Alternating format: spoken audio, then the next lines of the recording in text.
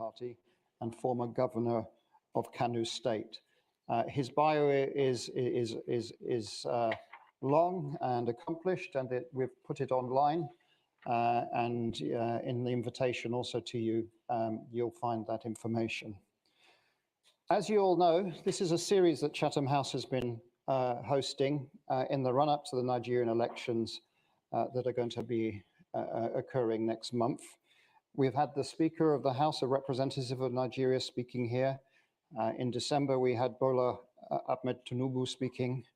This week, we had Peter Obi, the presidential candidate for the Labour Party, and we had Professor Yakubu yesterday here, the chairman of the Independent National Electoral Commission, presenting on his umpiring and his institution, how it's prepared for the elections. So we do have one invitation outstanding, which is to Mr. Tiku. That invitation remains live and valid if he wants to come and speak at Chatham House. This meeting is fully on the record, not under Chatham House rule. We are live streaming, so we're on a variety of platforms, and we also have media in the room also filming. When we get to the question and answer session, please, if you are being on live stream and you're on our Zoom platform, you are very welcome to send in questions. I am trying to either summarize or reflect the questions that you're asking, because I don't want you to be disadvantaged by not being in the room. And we will also obviously take questions from the audience here. The meeting will run for an hour, and I will give the customary respect to the senator by overrunning by 10 minutes, which is what we have done with the previous two presidential candidates. So no more ado from me. Just to encourage also, if you are tweeting, you can use the hashtag AFPROG to tweet if that's what you wish to do. I don't want to say anything more, except once more say how grateful I am to Senator Kwankwaso for coming to Chatham House. Sir, I thought it was important that you were heard, particularly to international audience also. I tend to think that maybe in the international community has heard your voice less than other candidates, and you have equal importance, in my view, in providing the vision on why you feel that Nigerians should vote you as their next president. So I'm going to invite you now to take the podium to speak on service delivery and policy alternatives. So thank you very much for coming again to Chatham House. Thank you.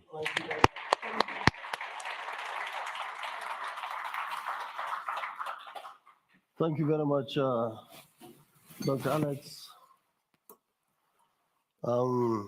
Maybe the difference between me and the other candidates is that they are in the air. Other people were hearing their voices while we are on the ground. So thank you very much, Your Excellencies, distinguished ladies and gentlemen. Let me once again thank everybody here for coming.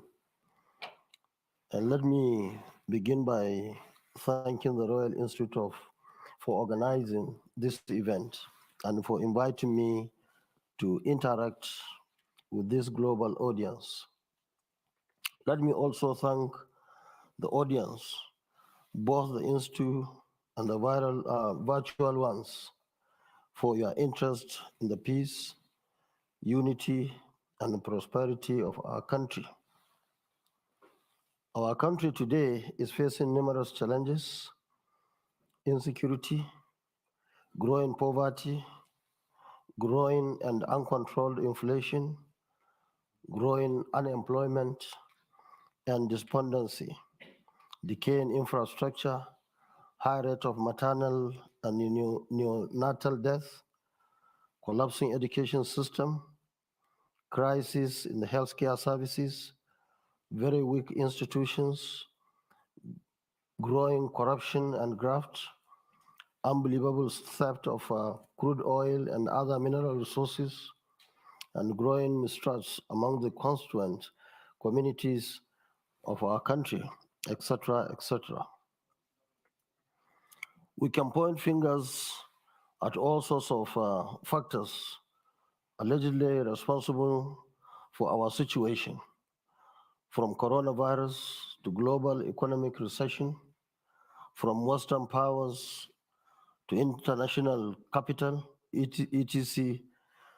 But for me, we are where we are because of the mistakes and the wrong choices made by the very people entrusted with the business of governing Nigeria in the last 24 years.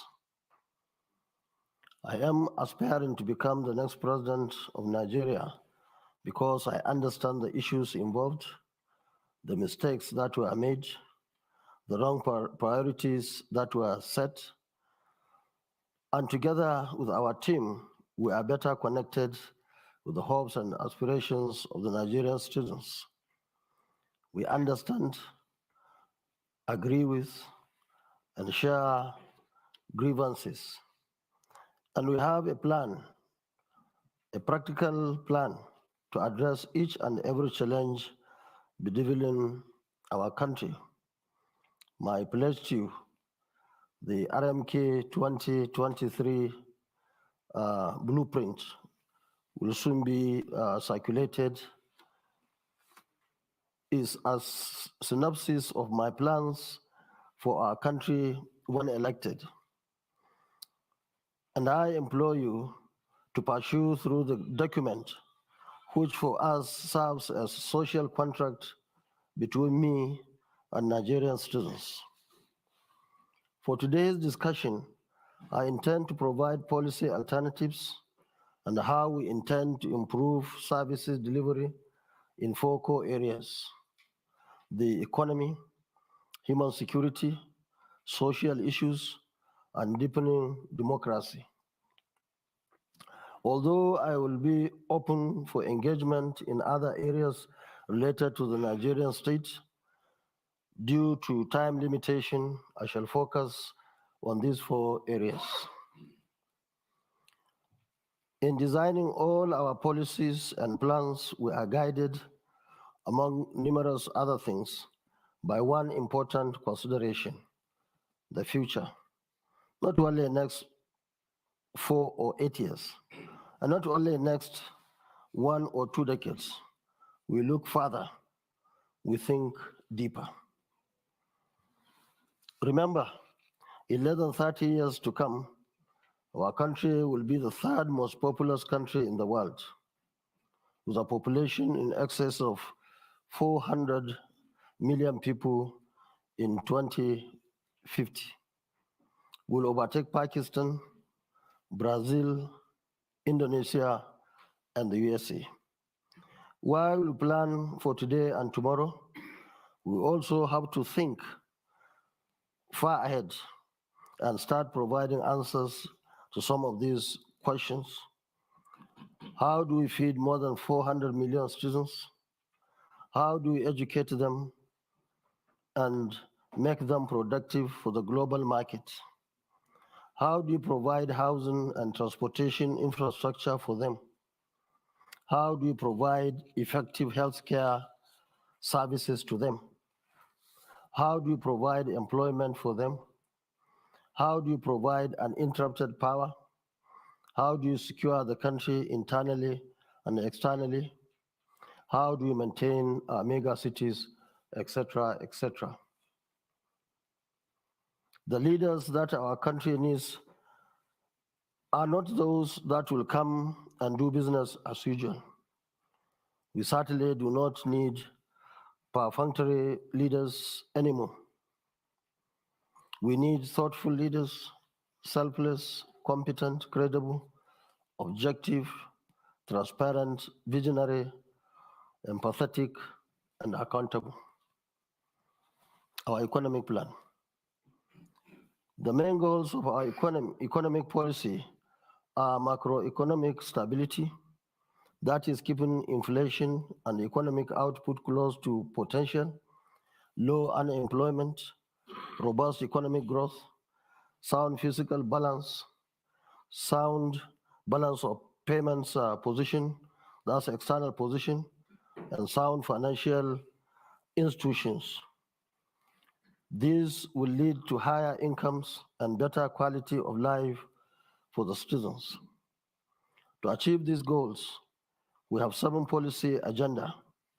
1, restoring fiscal discipline.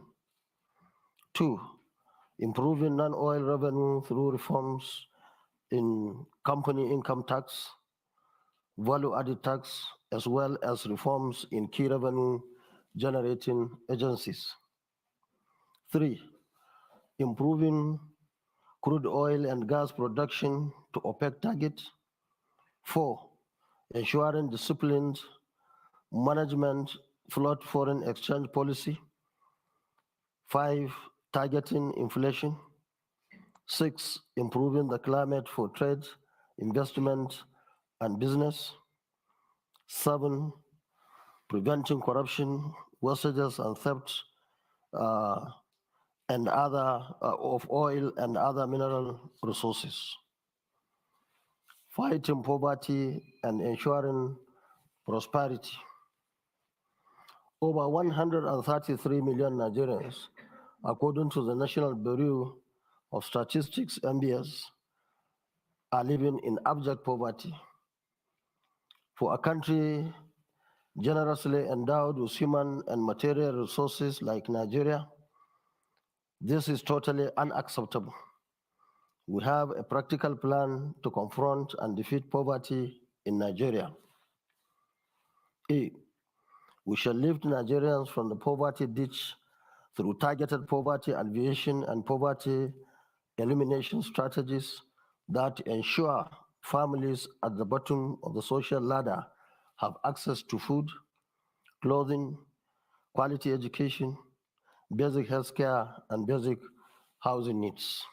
B, to ensure that those lifted out of the poverty do not return into the poverty bracket, we shall ensure that beneficiaries of our poverty elimination programs maintain good paying vocation, high yielding investment, as well as strategic savings to ensure individual, family, and community prosperity.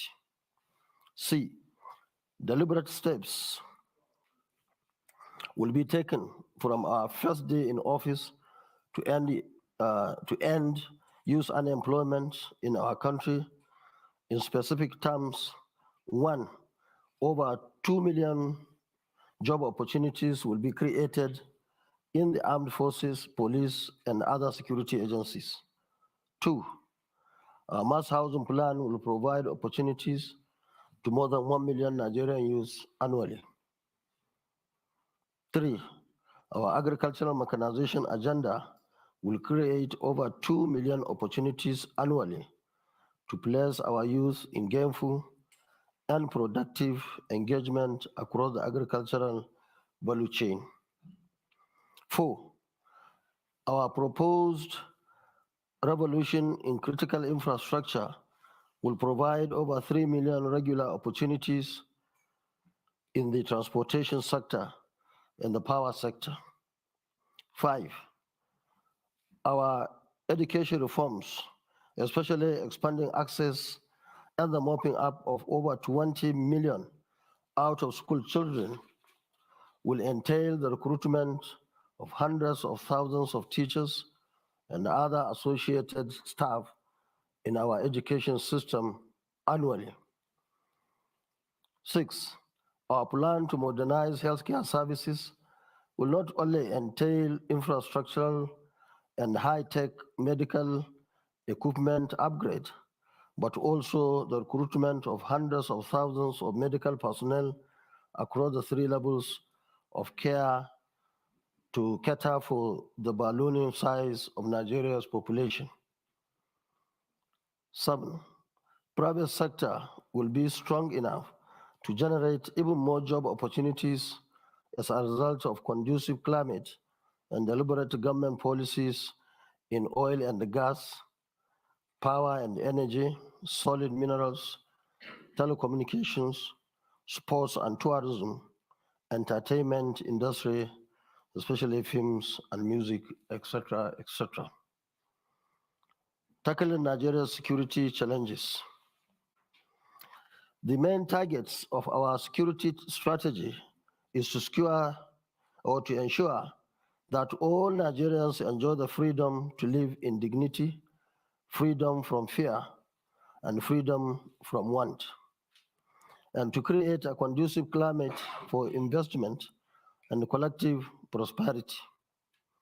Four key policy issues are involved: the size and the capacity of the security institutions, enlistment of security personnel, the nexus between security and socio-economic well-being of the citizens, and sustainability issues.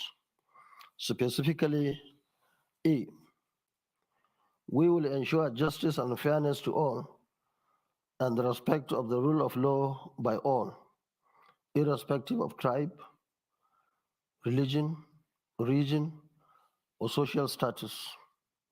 This is the foundation upon which peaceful, secured, and prosperous societies are built.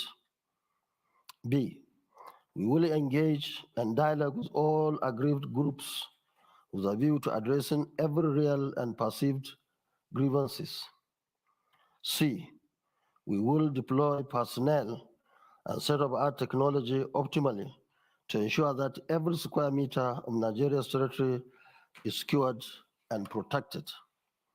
D, we will increase the size of Nigerian military from 223,000 active personnel to 1 million. We will increase the size of Nigeria's police from 371,000 active personnel to about 1 million. We will upgrade and modernize the training of all security and law enforcement personnel. G, we will engage the support and cooperation of community leaders and other stakeholders through the instrument of the Community Participation and Reorientation Committees, CPRC, to ensure peace and security in every community in Nigeria. H, we will continue to work with the international community and all friends of Nigeria in the fight against terrorism, banditry, and violent extremism. J, we will engage with and support all our neighboring countries with a view to fighting cross-border crimes and ensuring regional peace and stability. K, our policy proposals in all subsectors, economy, energy and power, education, health, agriculture, strategic infrastructure, trade and industry, women and children, housing, etc., share the all-important goal of ensuring peace, unity, and security in our country.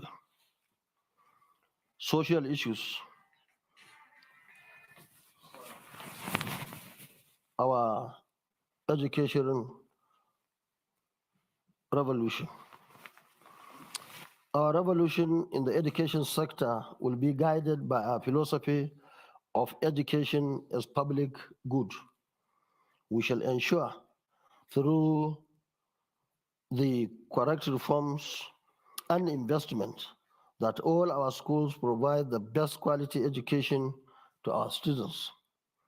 We have 5 major areas that our revolution will address: out of school and girl child education, national literacy campaign, higher education reform, examination bodies, and scholarships.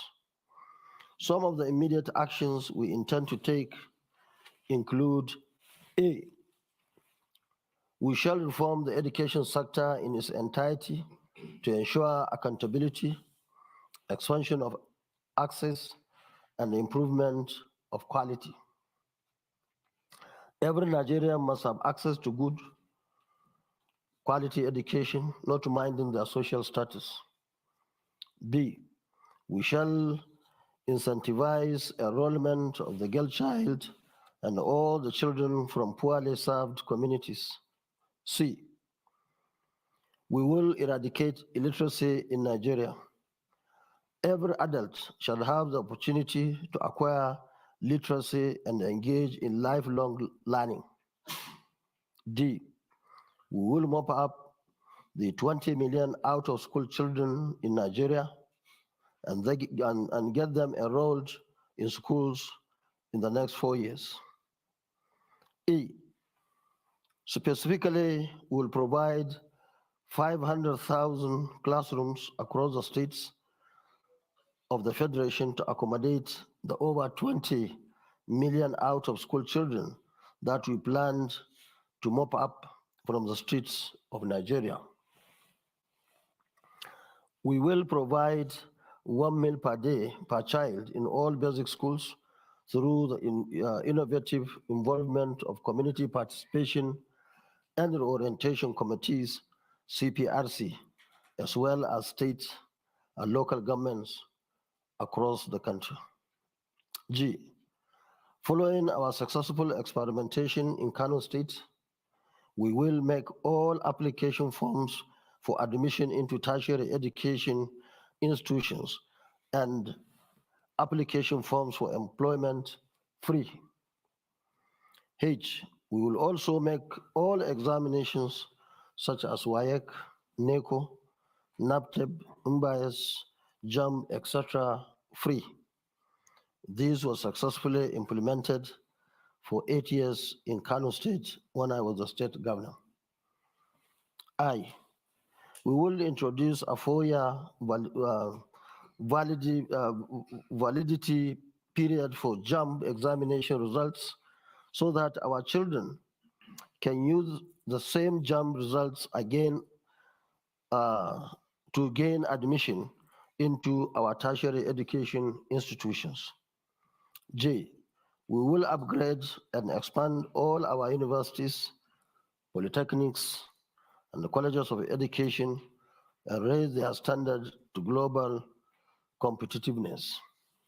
K. We will work with all stakeholders to arrest the rot and the decay in our tertiary education institutions and ensure that the perennial industrial action by staff unions is brought to a permanent stop. We will improve funding for research and innovation. M. We will cause the amendment of all acts and laws that impede in provision of quality education across all levels. N.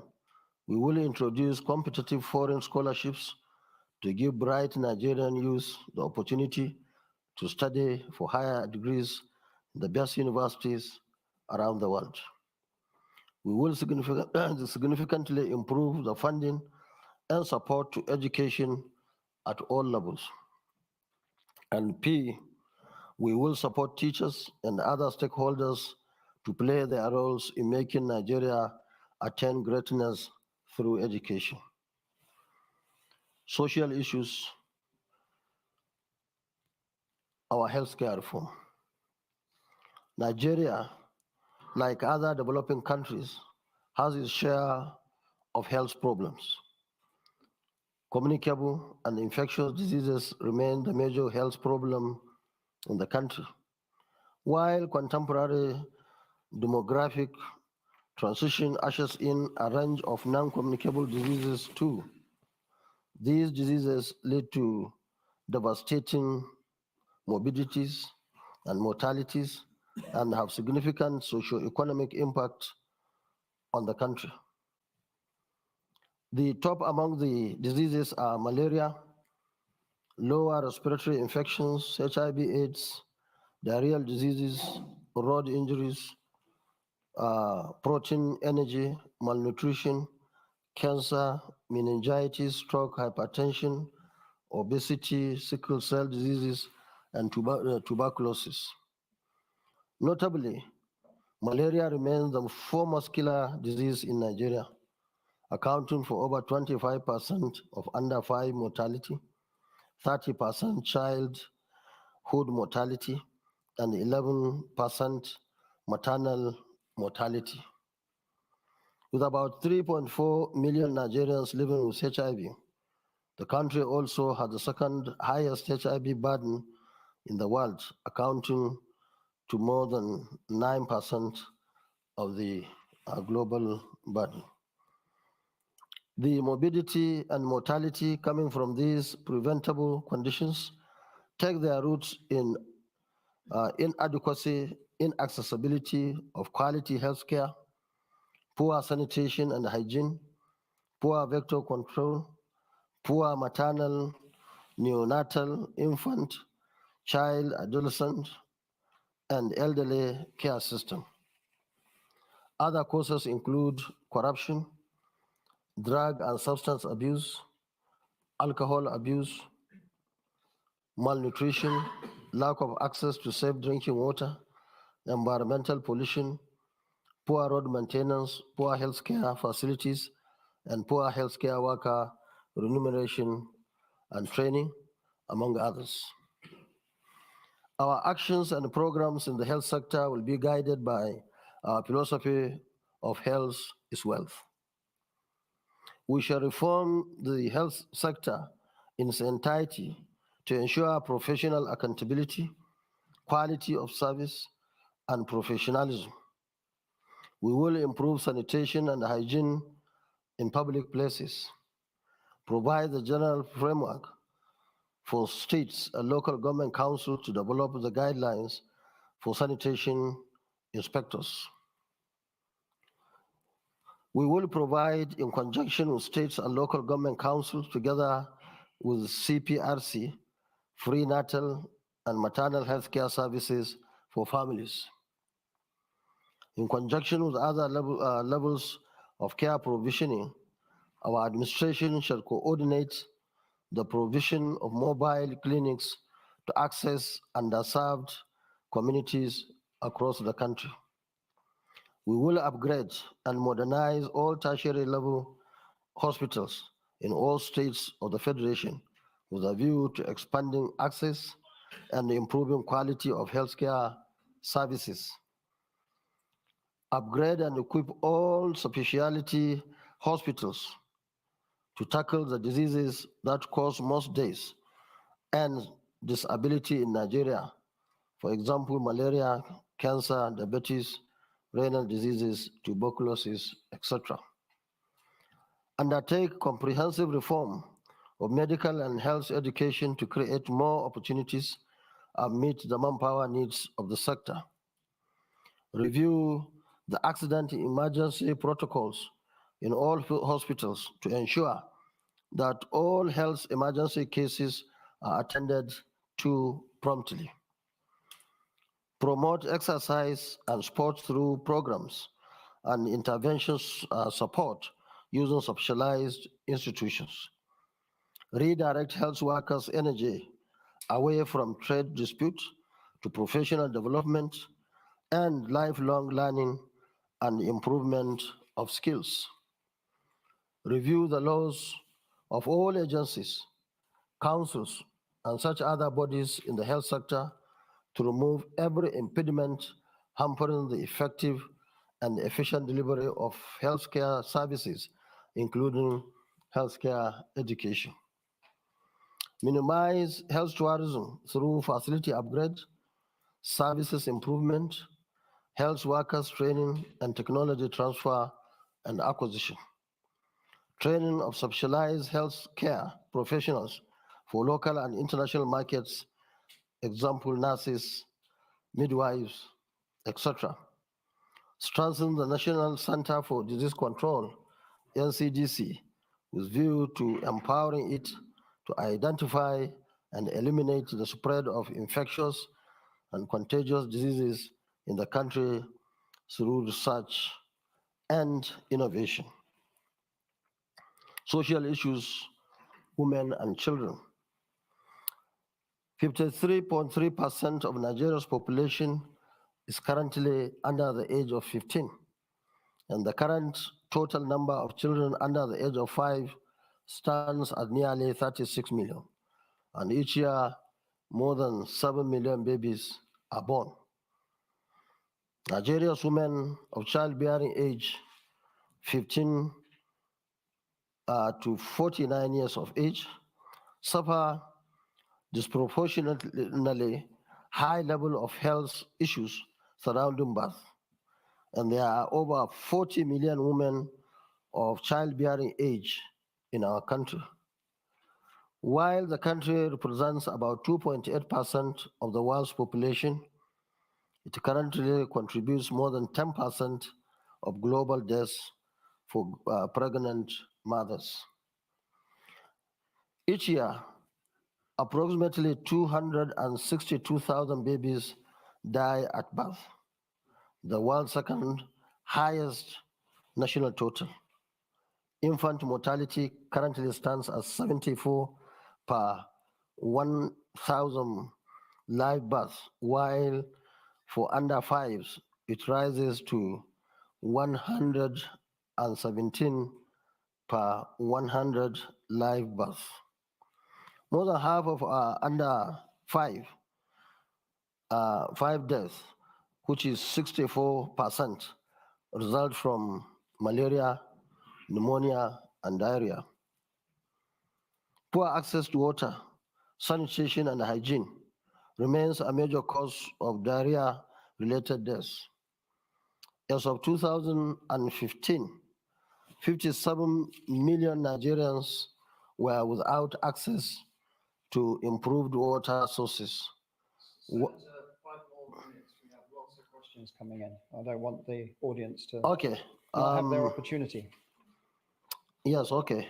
Let me conclude quickly. In conclusion, my dear compatriots in the diaspora, we are indeed very proud of your achievements as global citizens.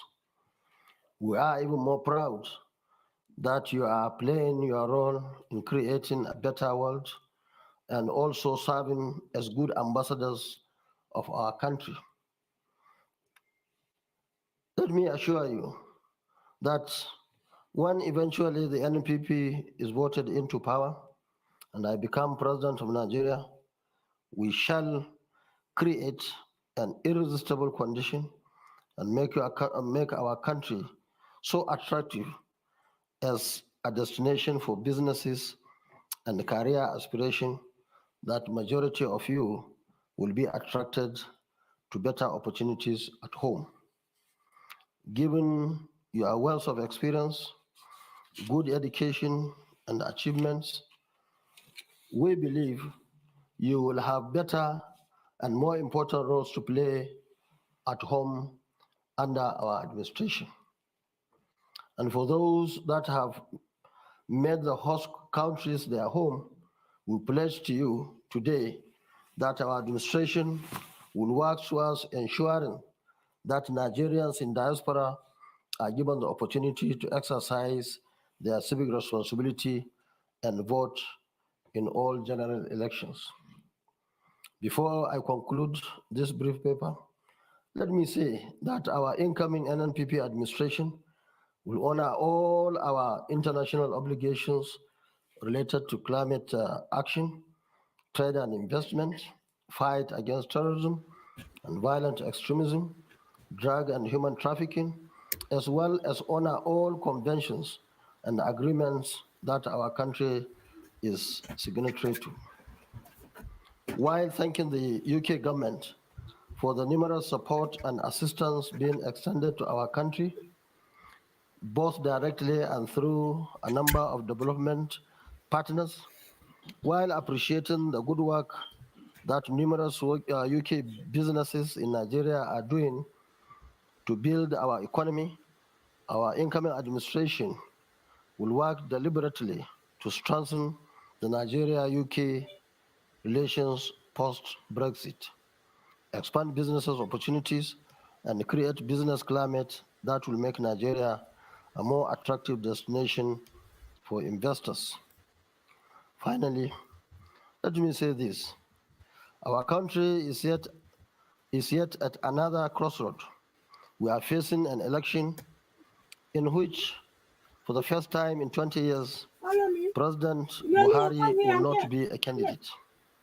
We are going into an election at a time when poverty is biting so hard and money-bagged politicians Kwankwaso. believe that they can take advantage of the very poverty they inflicted on the nation.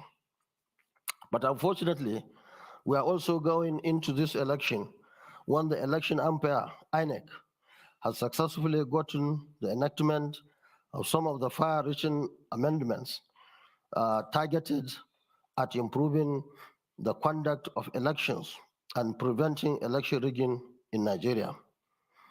My 30 years experience in politics has taught me that free, fair, and credible election requires so many inputs, so many commitments. Commitment of the president in particular, and that of the presidency in general is key.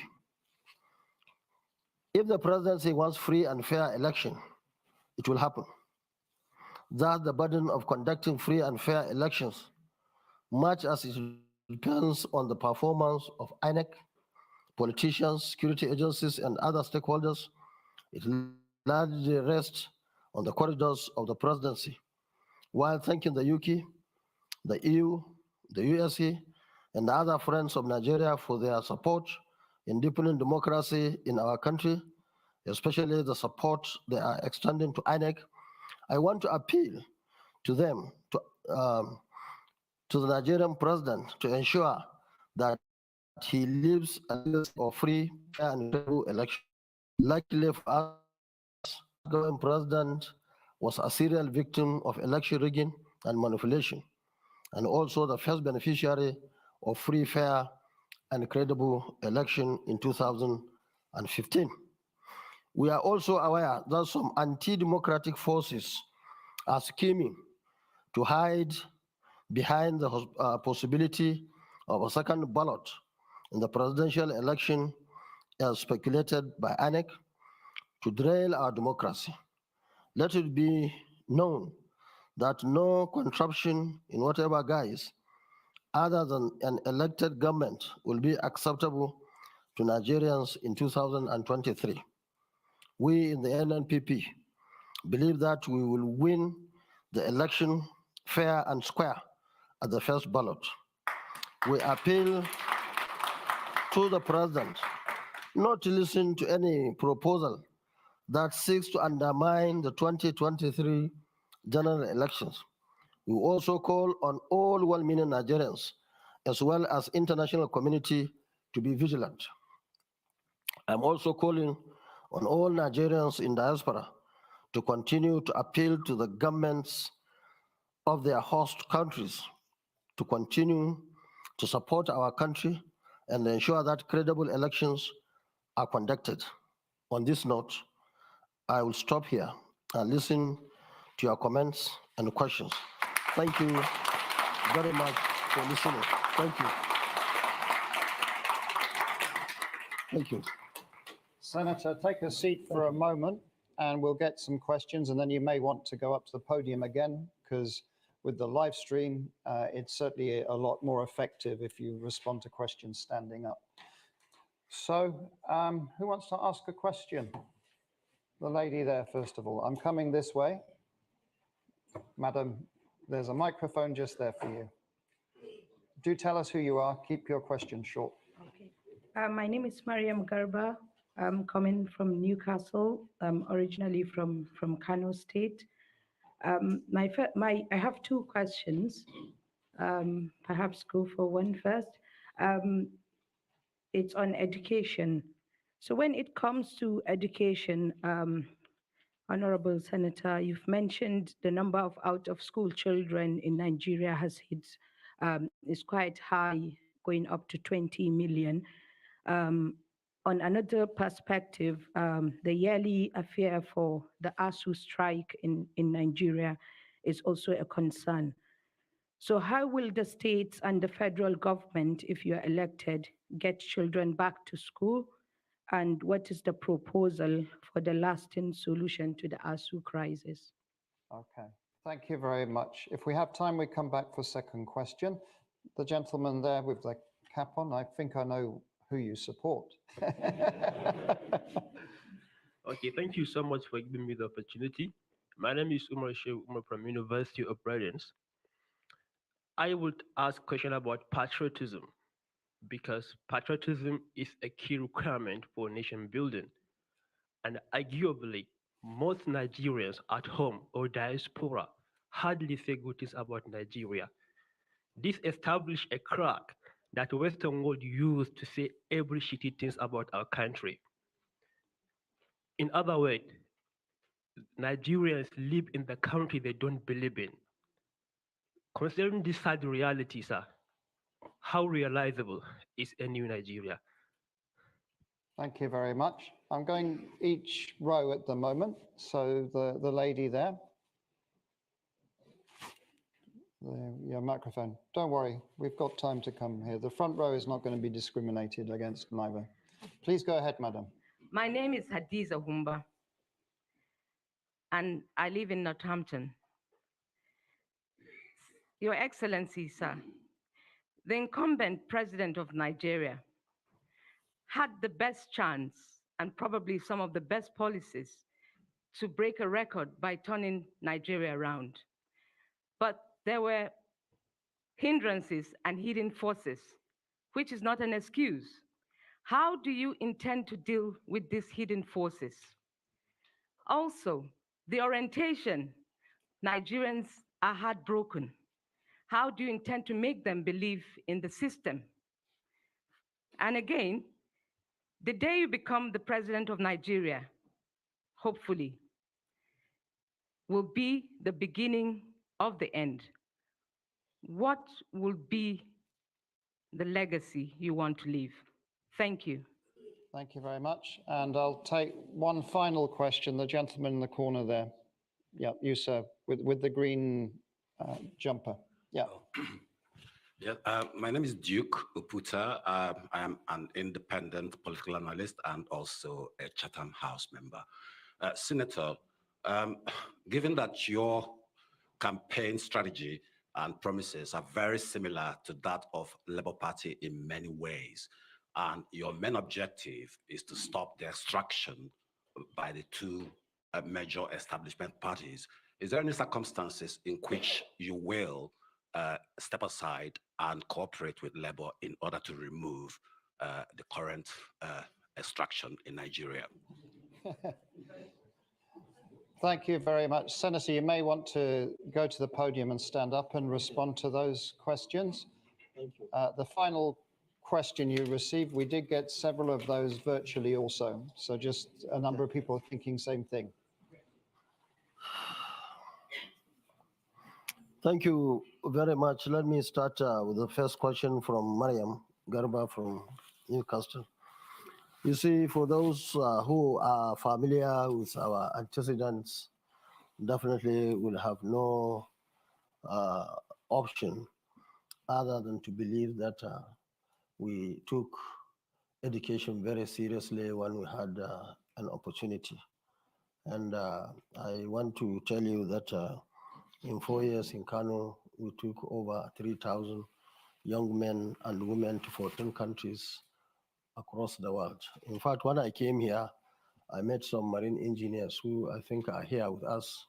So, is there anybody?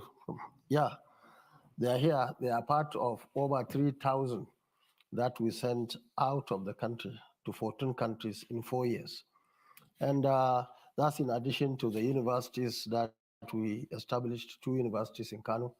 And I am happy to say that in our country, we have a lot of resources, a lot of money. Anybody who says all these things we are saying are not possible, maybe he is part of the scam or he doesn't understand. We have enough resources, we have enough manpower, we have everything that we require to ensure that each child in Nigeria goes to school. And we have done it when I had an opportunity to go to be the governor of Kano State. Now the 20 million are there. That's why we intend to do 500,000 classrooms in 4 years. We will mop up all the resources that are necessary for doing that. And so that at the end of the day, by the grace of God, our children will go back to school. We have done it in Kano. All our children were given opportunity by building thousands of classrooms in primary schools, hundreds of secondary schools, 2 universities, 26 other institutes in just 4 years. And we believe it's possible. And that's our pledge to our countrymen and women. So the other question on patriotism, you see, some of the issues that we have is that, unfortunately, our leaders were not able to bring everybody on board. We are not able really to convince people that there is good leadership and people are benefiting. Now, one small example I want to make is contrary to the issue of patriotism as far as the country is concerned, I can assure you the young men and women who benefited in Kano for the uh, uh, uh, uh, 4 years or 8 years I was governor are very patriotic to the state, to the country, and even to our movement, very much committed to that. So that means if we have good leadership that can bring everybody together, I have no doubt in my mind that Nigerians will be patriotic, and in fact more patriotic than many countries that you see today and think they are patriotic. So we will provide the leadership necessary for everybody to be carried along and ensure that everybody is committed to the project and Nigeria. Um, I think the issue of hindrances of our sitting president, yes, I believe there are so many hindrances and they are not different from other expectations or our expectations really. But I want to say that leadership requires a lot of capacity, it requires a lot of experience, people with a lot of education, if you like, and all what it takes really to be the president of the country. So I believe that with our party in power, going by our antecedents, going by my personal experiences, I have been in this game for 30 years now, and I have been in this country for about 10 years. I visited so many other countries as Minister of Defense, as House of Reps, Deputy Speaker, a Constitutional Conference member, and a Senator of the Federal Republic of Nigeria, and member of the NDDC representing Northwest, and of course, advisor to President on Darfur and Somalia during those crises. So we know that there will always be challenge to presidents and even to a councillor. And how you handle it determines the type of person you are. We believe that we are going to do the right thing and the support of Nigerians. I have no doubt in my mind that all those issues that are enumerated and many more that were not being mentioned would be resolved so that we can have a very new Nigeria for all of us. My legacy, one, we want to unite the country. We want to have one solid country that everybody is given the opportunity, not based on his religion or his ethnicity, but based on the content of his character. And that's what we have done in Kano. That's why everybody, even the biggest enemy, believes that we are very strong in Kano, we are very strong in northern Nigeria today in terms of support, because these are the people who actually know us, know what we stand for, know our capacity, and that's why we are so happy today that what we have sown over the years, I mean, this is the time to repeat. So the issue of legacy, we want to have a united Nigeria, a Nigeria that will not go through all this issue of insecurity, the issue of economy, the issue of education, and so on and so forth, especially the issue of ASU that was being mentioned now. ASU and NNPP, we are on the same page. We are working in direction. In fact, I'm happy to say that when I was governor in Kano, There was a time ASU was going on strike, but Kano branch had to take permission not to join them because they believe that we are doing the right thing.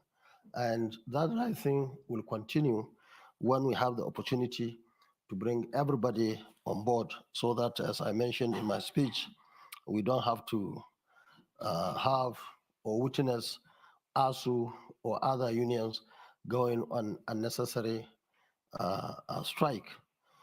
The issue of labor, you see, that's the problem we have.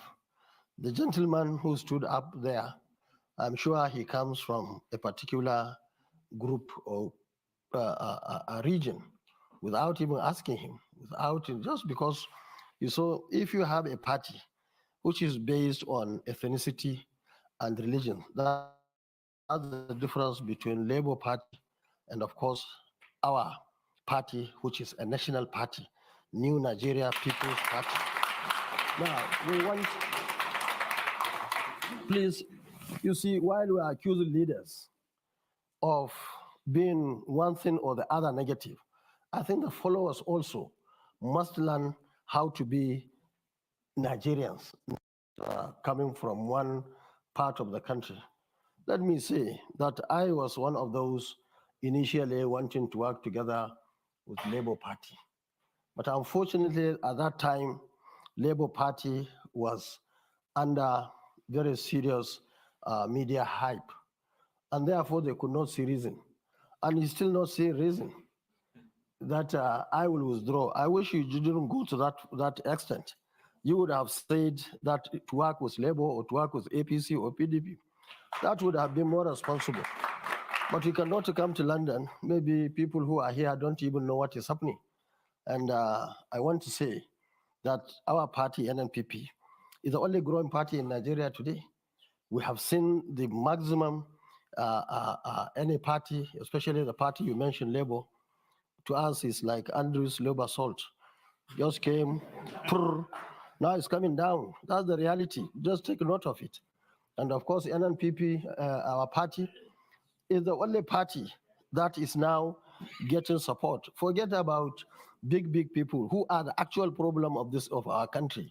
But supporters at grassroots level, we are the only party today. And mark you, we have succeeded in locking northern Nigeria today in terms of votes, in terms of support. Now we are working in the southern part of the country. And for us, the difference between north and south is that north know us more than southern part of the country. If you are from the north, I'm sure you wouldn't have made that statement for Kwankwaso to withdraw for Labour Party. You should go and look at my credentials, my brother.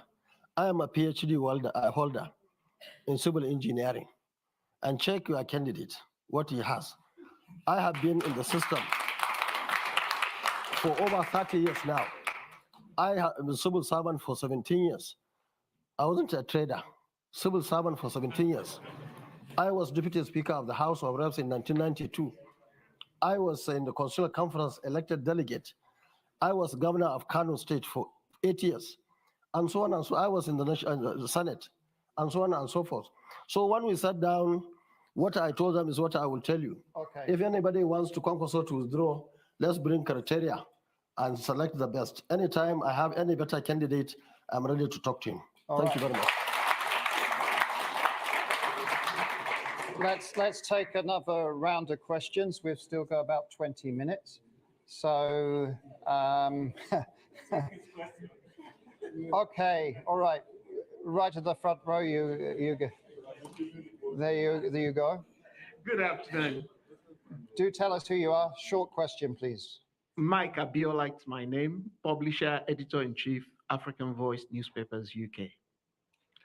Senator Kwankwaso, thank you for a very detailed presentation.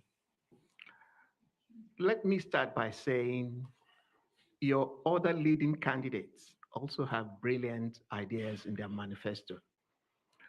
And we do know that politicians have weaponized poverty in our country. And the prediction is that that those with the deepest pockets will win the election. Having said that, I recognize the fact that your party is hoping to build a new Nigeria. And the question to ask of the four leading candidates, the issue here is trust. The issue is character. You must have had issues like people mopping up PVCs in opposition's stronghold. You would have also been aware of videos circulating on the internet. We have the Article Gate, we have allegation of some others into narcotics and all that. So the issue is character. If you are the receiving end of these allegations, or well, to be seen to be one of those who are peddling and also involved in what it's now known as Article Gate, what would you do? And what would be your advice to your competitors who are involved? Thank you very much. I'm going to, we have quite a few questions coming in through the live stream through Zoom. One of them is from Chidi Nwoonu, who is saying, as a former Minister of Defense, can you expand on the current problems in the military as you see it and your plans to recruit, train, equip, and sustain new army voices? The question on the armed forces of Nigeria, that's a question. The question is, can you expand on how are you going to reform the military, given your experience formerly as Minister of Defense? And we've been in this row, so this row, and then so the gentleman there, yes, you, sir, yeah, with the green scarf, microphone coming. Thank you. Your Excellency, my name is Dr. Muhammad, and I enjoy your detailed action, but sir, like most of the other candidates, you have had opportunity, and I as well like your blueprint and theirs, because I've listened to most of them here. I'm a member of Chatham House. I would like to go by your track record, and not only you, as well them, and as well advising them and their supporters. Let's be looking at your previous record and legacy, because it's there in public. Like yourself, you have been governor for 8 years. My question here is, as a young person, sir, can you elaborate based on legacy, what you did to young people and what you intend to do? I want you to link it with your legacy, because we need to know what you did so that we may have more confidence on you. Thank you. Thank you very much. And okay, the lady right at the back there, please go ahead. Thank you very much, sir. My name is Priscilla Winkle, independent broadcaster. So having listened to you, you made mention of the various things that you intend to do. One of the areas was the economic revamping. And in your manifesto, you speak of that being in 3 parts: the ERP, economic stimulation, and you also speak about job creation and so on. And my question to you is this. Given that Nigerians are renowned for setting up businesses, small business owners, and creating so much within that space, what are your plans to work with the African Free Trade Agreement to be able to expand opportunities for Nigerians, because that's a 1.2 billion market, and Nigerians, as small business owners, could benefit a great deal. We would like to know, sir, what you will do to help them, not only financially, because we know that our financial sector is terrible for business owners. Banks, the loans that are provided are terrible. So please, can you expand on that, what you will do for business owners in Nigeria? Thank you. Thank you very much. Senator, there's plenty on your plate there. The way I'm looking at the clock, we'll have probably one more round after this. Okay. Go ahead, please.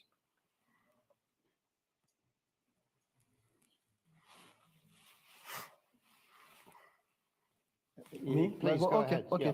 Thank you very much.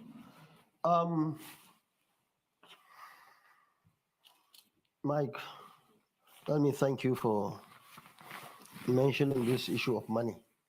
deep pockets. I believe that 2023 election is going to be slightly different in the sense that everybody is suffering. Everybody has seen the consequences of collecting money. That is on one hand. On the other hand, these people with deep pockets have made people so poor to the extent that even good food, hot meal, is enough to make them crazy. That's the talakawas, the poor people. But I have gone around the country. I have only one state now to visit in the south. Otherwise, some I went there 3, 4, 5 times by road, going towards local governments and so on. So I believe that people, the masses of Nigeria, are very committed. Our fear now is more of INEC and other stakeholders because we have seen what happened in the past. And most of these issues are centered around the villa and the president, not necessarily this president, the ones before inclusive. And as long as the center, the leadership in Abuja will convince themselves to allow the people to go and vote, I have no doubt in my mind we are going to have free, fair, and credible election. And for me, I have not seen any reason why General Buhari will not allow that to happen, because probably it's one of the only or few legacies that he will leave behind. He has been the biggest beneficiary. When we were promoting him in 2015, we were in opposition. Many things happened, and he became president, despite the fact that he had experience on the other side when he had issues with the stakeholders in conducting election. So we believe that this election is going to be different. And I believe that we'll continue to talk to the people. And the issue of character and trust is very important. And that is our strength. I have been a civil servant for 17 years before joining politics, now 30 years. And I'm happy. I'm still standing here talking to you. And I think that's the best anybody can think of doing. That's the best anywhere, even in this country, to stand in the field for almost how many decades now? If you like 3 or 5 decades, and you are still your integrity is still solid. And I am not sure if there is anybody who can stand up among the leading candidates or even all the candidates and say the same. If you say you'll fight corruption, or you'll fight drugs, you'll fight this, you'll fight that, you can't give what you don't have. And people can come and say whatever here for either local or international audience. But the fact remains, our records are there. And if you don't know, I don't know whether in politics, but anybody in politics will tell you that if you don't know what your grandmother has done before you are born, join politics. They will tell you what she has done. So we are so happy about that. The wanting, I'm so happy I'm not being found wanting. So far, so good. And we have seen the advantage of that. We can only do better in the future. Even those who found themselves in the trap in terms of corruption, in terms of drugs, in terms of all sorts of things, probably given the chance again, they will do it differently. But I'm so happy that right from those days, we stood on the side of the truth. So I have not been found wanting. This question should go to those who are found wanting to answer. The issue of military, the issue of security, I think that's my biggest strength. I have been the Minister of Defense and advisor to President on Darfur and Somalia for 4 years during Obasanjo regime. And during that time, we are not even talking of Nigeria. We are talking of what was happening in other parts of Africa because we are concerned. And that's why our military were in Liberia, in Sierra Leone, in Darfur. I visited them many times. I had discussions with the leaders in those countries. The confidence that they had in Nigerian military was unbelievable.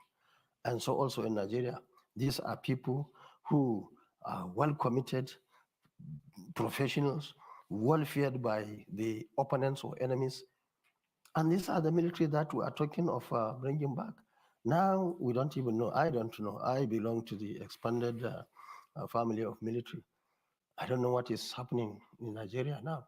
But all I know is everything will revolve around what we call political will. If there is no political will, nothing will work.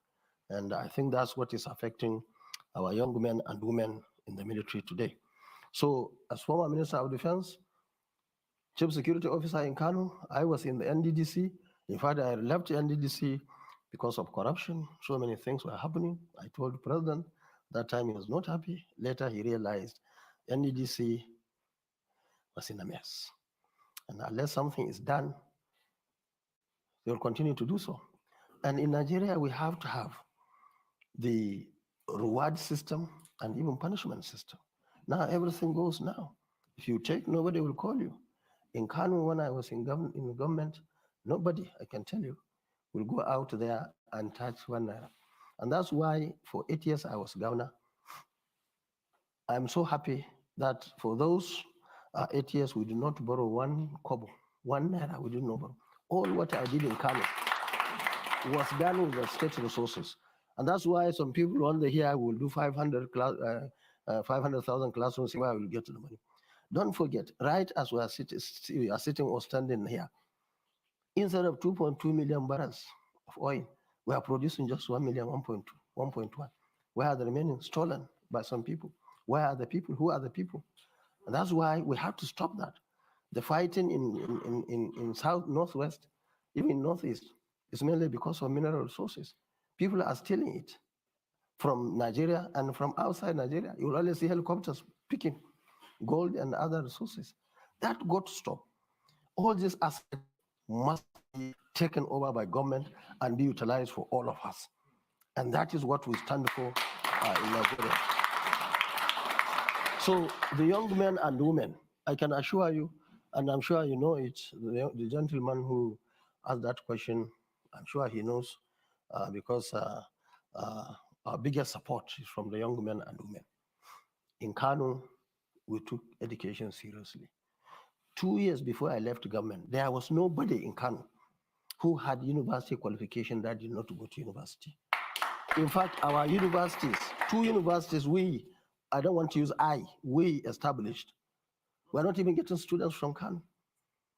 And our agenda, unlike what people were insinuating here, was Kano residents, not Kano indigenous. There are so many people who benefited from Southeast, Southwest, South. When I went Southeast now, I brought so many people, Igbo, who don't even speak Hausa, but they are all over the world under our scholarship. Because ours, your home is where you live, is not where you necessarily born. And I'm happy to say I started politics from being Deputy Speaker House of Reps in 1992. I was not a local government chairman. I was not a champion. I was at national level. I was not even minority or majority leader. Deputy Speaker of the House of Reps, who was a presiding officer of that house. So that's how I started. And along the line, I had all opportunities to be everywhere in the country. And what is important for everybody to learn, including my colleagues, the candidates, is you should try at any given position to be upright. You shouldn't be not be found wanting. And once you are found wanting in countries where they have shame, you don't even come out. You don't mention. So, and you see, politics is not all about making noise. Yes, you are a governor. You have a governor in the corner of a country. That's fine. We have been in the center for many years. Even if I'm not contesting, we want to know that person and say, yes, this is the person that believes in what we believe. Now there are many question marks on some candidates, whether they believe in the country or they believe in seceding from the country. And these are issues in the debate that must come out, and people must come and assure people that this is where they belong. So finally, the lady asked about the economic revamping, helping businessmen and women. This is very critical. You see, in all the countries, you find government subsidizing and supporting people's businesses and so on and so forth, in terms of education, in terms of training and retraining in their respective areas, and of course, in providing capital at a minimum interest, minimum. It's not like where we have in Nigeria 30% to whatever percent. That's not acceptable. So we have to do whatever it takes to support our young men and women. And that's exactly what we did in Kano. We established 26 institutes in just 4 years. And one of them is to train this entrepreneurship, to train them, to give them support. That was why part of the institutes we had was the Institute of those who handle those who found themselves in drugs. We take them there after 3 months. We arrange for them to continue their education or train them in carpentry or welding or whatever they want to do. And then government was rich enough to give them capital even free of charge. We have done that many times and so on and so forth. So our policy is centered on the Nigerians themselves. And I want to underline the fact that ours in the NNPP is not based on ethnicity, it's not based on religion, it's not based in the north and south, even though our strength is in the north, simply because they know us. In the south, to me, we are like living in two countries. Many of the things that we have done in the north, you go to the south, people know close to nothing, and vice versa. And what our duty now is to tell them who we are. And that's why we are working very hard. That's why anytime we have an opportunity to go for debate or a town hall meeting, we go. But you know, many of them are running away. The last one was cancelled just a day before we left by channels and BBC. They aborted it because they don't have anything to say. Thank you very much. I'm afraid that we have been defeated by the clock. We are over 10 minutes over.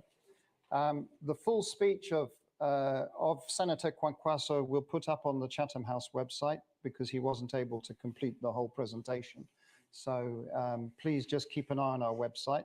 My apologies also for those of you who are online that we haven't taken more of your questions. There were many of them. What I will do is pass on the questions to the Senator's team so that they know what you are asking. I think that's the most appropriate way, so they know the issues that you are concerned with. And finally, I just want to thank you, Senator, for coming here to Chatham House. Good luck with the elections, and we hope to see you back soon. Thank you very much. Thank you. Thank you. The microphone's off now. So.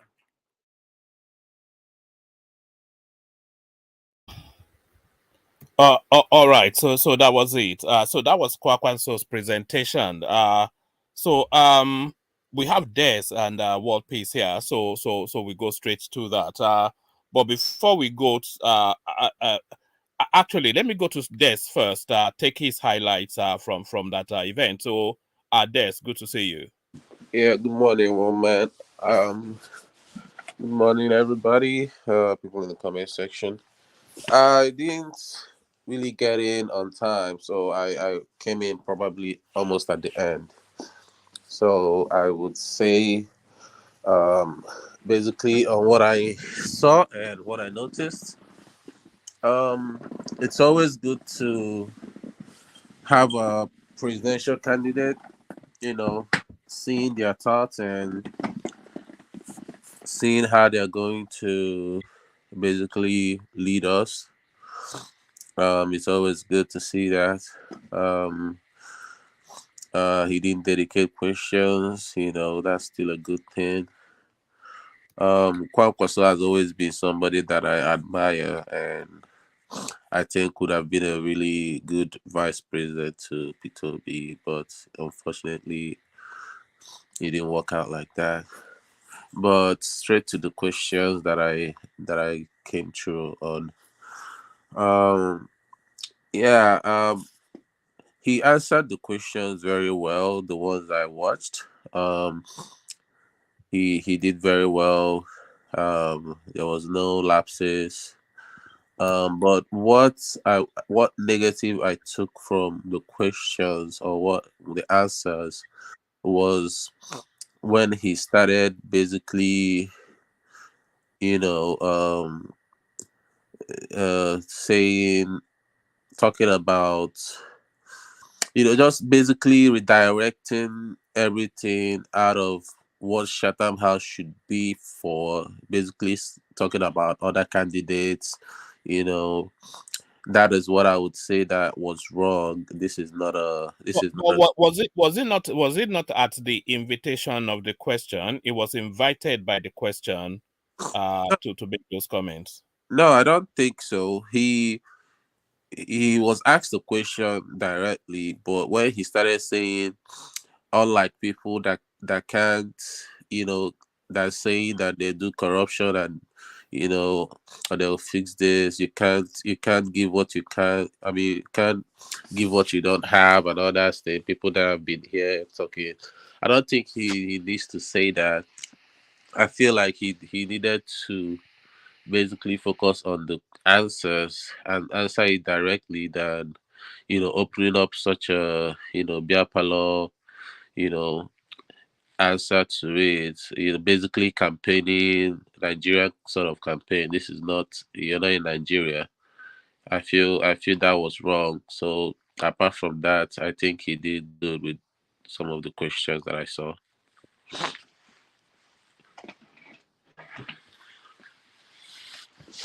Yeah, woman. I'll probably rate him.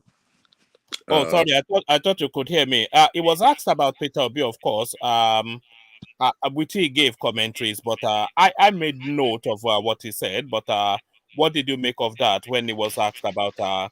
So somebody clearly from the Southeast, because he referred to that as well, asked him then if he was ready to step aside for Peter Obi. He responded, but what did you make of the response?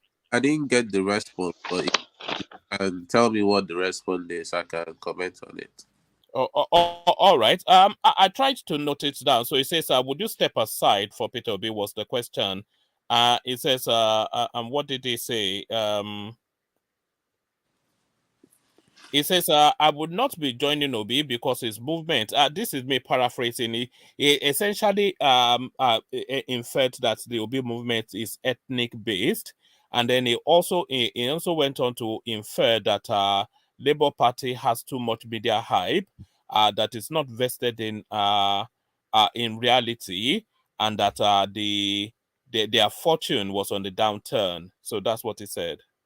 Oh, okay.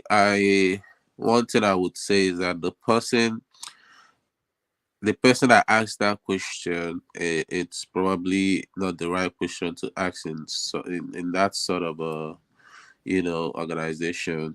If you're coming out at Chatham House to ask questions, you should ask reasonable questions that, that is supposed to move our country, not asking a biapalo question. But his answer here, it's all good. I now I see why you said it. I didn't watch that, so I didn't.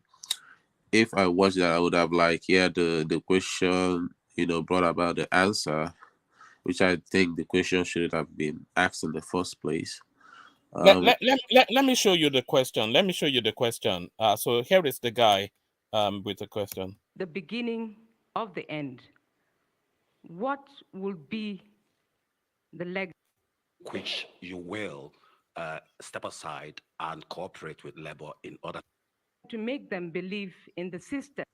Given that your campaign strategy and promises are very similar to that of Labour Party in many ways, and your main objective is to stop the extraction by the two major establishment parties, is there any circumstances in which you will step aside and cooperate with Labour in order to remove the current extraction in Nigeria?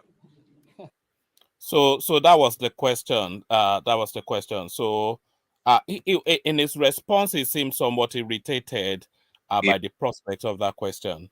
Yeah. I think anybody would be irritated with the question because that's not a place to ask such a question. And that was any answer he gave is justifiable because he didn't come there to start talking about Obi. during those I don't know. crises. So we know have a united Nigeria, a Nigeria objective. I think. Are you there, Des? Yeah. I was. Yeah, you went silent in the background, so I didn't know what it was. So the question is justifiable, but is it the right question? Is it the right? Sorry, the answer is justifiable, but is it the right answer? Me as an obedient, I don't think so. Him saying that is social media and all that stuff. I feel like he's still on denial of the whole, this guy that he wants to be his vice, taking over from him and becoming way more popular that he never thought would have been possible.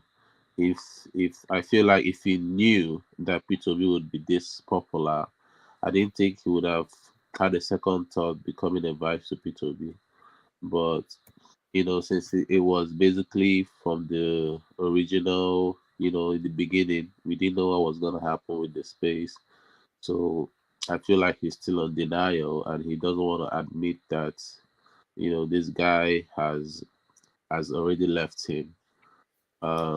But if you had listened to I just find the spot just to replay it again, just for the benefit of the conversation. But if you had listened to his response in that space, there was a visible irritation in his voice, that just the audacity of the question.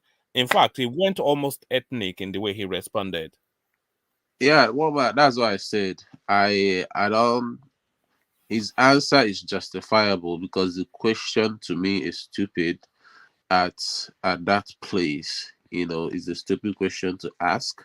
You're not coming there to ask stupid questions. You're coming there to ask a reasonable question that demands a reasonable answer. So him being irritated with the questions is very justifiable. I don't blame him for that. I would blame the questionnaire. And yeah, Omar, I don't know what else to say. I feel like he. All right. What about? Can I interject? Yeah, who's that? Is that Mr. Ed? It's Mr. Ed, yeah. Yeah, come in. Yeah. No, I wanted to say that I mean, the idea that you have stupid questions, I don't believe in that. I think you can only have stupid answers, right? I mean, it's a fair question, right? I mean, because they did have a talk, of a merger, and I think what prompted that question, as I read it, was the fact that Kwankwaso was talking about dislodging the two big parties, the APC and the PDP. So that makes. Can I disagree with you, Mr. Ed? It wouldn't have been that, because the people asking the questions, they would have come with pre-prepared questions to ask. So it won't be questions inserting into the conversation, no, because if you see the questioning, is already they're already pre-prepared that this is what I'm going to ask him if they give me the opportunity to ask. So yeah, but you don't know that, right? I mean, well, it could have been. Yeah, no, look, I mean, regardless, right? So I mean, what I'm saying is that you can't say, hey, somebody cannot ask a question. You are a politician, you are a statesman. Any question you can be asked of you at any time. Irritated or not irritated, it's how you handle yourself. You know what I mean? So I think if you're able to see him visibly being irritated, that doesn't show professionalism to me. Because I think he should have answered the question more in a better way. I think because it's a fair question, because basically he's saying, okay, hey, okay, yeah, sure. I think he would feel offended that you asking me to step down, but he could have stated more his why. You know what I mean? He's maybe a better candidate or whatever. Not attacking the other opponent party or whatever. Because that place wasn't to attack other parties. It's to tell Nigerians and the world, what you're going to do for Nigerians. So I think it spent too much time just attacking and talking about some people say social this and that. I thought it was too political. All right. Can we remind ourselves how we addressed that particular question? Maybe I misread it, but let's just remind ourselves how we address that. So let me bring him on. Let's put it there. Let's just see if we've got the right spot. The issue of insecurity, the issue of economy. Sure, he comes from a particular group, not go through all this issue of on board, so that, as I mentioned in my speech, we don't have to have or witness ASU or other unions going on unnecessary strike. The issue of labor, you see, that's the problem we have. The gentleman who stood up there, I'm sure he comes from a particular group or a region, without even asking him, just because you saw, if you have a party which is based on ethnicity and religion, that's the difference between Labour Party and, of course, our party, which is a national party, New Nigeria People's Party. Now, we want, please, you see, while we are accusing leaders of being one thing or the other negative, I think the followers also must learn how to be Nigerians, not coming from one part of the country. Let me say that I was one of those initially wanting to work together with Labour Party. But unfortunately, at that time, Labour Party was under very serious media hype, and therefore they could not see reason. And you still not see reason that I will withdraw. I wish you didn't go to that extent. You would have said that to work with Labour or to work with APC or PDP. That would have been more responsible. But you cannot come to London. Maybe people who are here don't even know what is happening. And I want to say that our party, NNPP, is the only growing party in Nigeria today. We have seen the maximum any party, especially. Oh, okay. So if we pause it there so I think that captures it. So yeah, quite clearly irritated by that question. So Des. Yeah,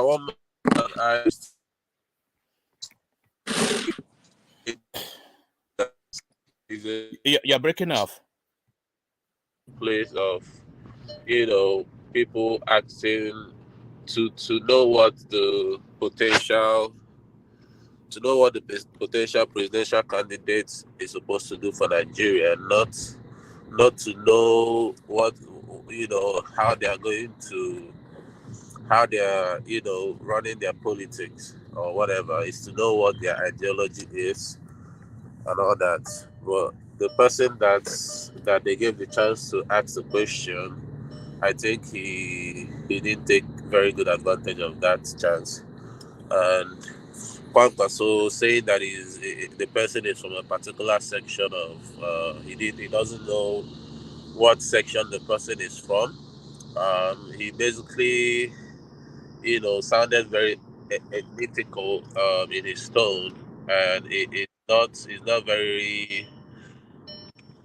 doesn't show a very good leader. Even if the question was stupid, he still probably needed to answer it in such a way that shows that you're sort of a presidency material, not just answering the question like you're trying to induce some sort of political sentiment or whatever. But yeah, both Can I interject one more? and the person that answered the question didn't do very good. Oh man. All right, let Ajanle Koko interject, and then you sum up on just the general performance, and then we go on to World Peace. But Ajanle Koko, good to see you. Yeah, one man.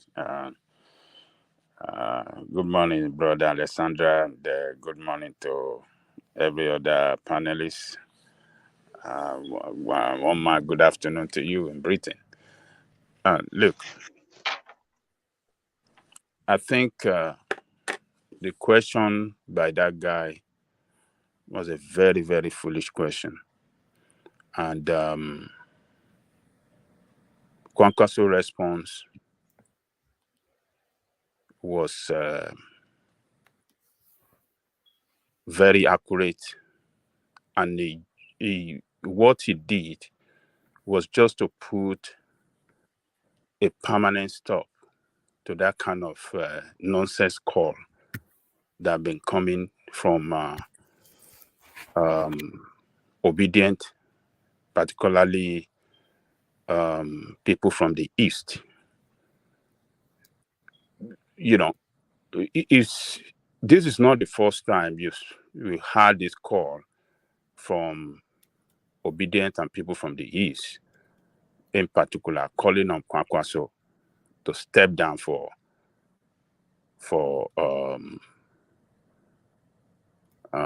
to step down for Peter Obi. Adeleko, I disagree. It's not. Sorry. No, I hold on. disagree. Sorry, let Ajanleko run through with that, and then you have that interjection, and then because I want to really condense the session. Yeah. Even Jewel, that is trying to disagree, he have said it several times on this platform. Even Ed, I've said it several times from this platform that Kwankwaso should step down for this guy. And coming on the international stage to act stupid, the guy is an Igbo guy. His name is Oputa. And for him, Kwankwaso, to see on international stage somebody from the East again telling him that why can't you abandon? He didn't even say that is there a way you can work with Obi to see how both of you can rescue this power from this criminal that have destroyed in Nigeria. But you are asking him, step down for him, and you go and work with him. Step down. That was what that guy called on Kwankwaso to do. And Kwankwaso saw it as an opportunity to put an end to this nonsense. And, you know, he fired back immediately. And then he positioned himself strongly by matching his own credentials in terms of his educational qualification and that of Obi, you know, for people to see. And then his political experiences Sorry, and positions. that was one of the things I said on one of these platforms that I went on, by the way, and they launched at me that look, yes, in terms of credentials, you know, credentials. Yeah. He compared his own credentials with that Obi to tell the world, look, I am more educated than this guy you send out to step down to for. And in terms of political experience, I've held several political offices, elective offices, and political appointment. And the top of them all, in terms of appointment, Ministry of Defense, I have served in international at international capacity for this country. And you're asking me to step down for somebody that cannot be of any match to me when it comes to politics, when it comes to experience in governmental position. So that was a window of opportunity for him to come out strong, and he did it. That was perfect. I love him for that. That was the best response among all his answers in that Chatham house. I mean, people should learn how to act decent and not stupid. That guy was the one that invited that attack, or that response. I wouldn't say even attack. That response from Kwankwaso. You can't be acting stupid everywhere you go. You are an Igbo man. You mention your name. You're an Igbo man. And and Igbo people have been calling on internet and everywhere. They have been, all this noise have been going every time that he should step down. And then you brought it to an international stage and you think he should just let it go. No, it's an act of stupidity. So he responded well. And maybe this will teach them a lesson that wherever they go, they should be acting right and know the kind of question you can ask people. So that guy was the one that brought shame. He brought shame on Obi. Is there any He time you brought guys big comment to this? shame. Hold on, man. Let me finish, Yeah. man. No, I'm just a little bit surprised, guys. You know, every time it's all about ethnicity. Let me finish. Let me finish. He brought shame on Obi. He did not market Obi well, even though he's an obedient to the core by the way he asked that question. So he brought shame on Obi, and it's just unfortunate that he went to display his stupidity at the international stage. So Kwankwaso did well. One man, let me leave it there. All right, brilliant.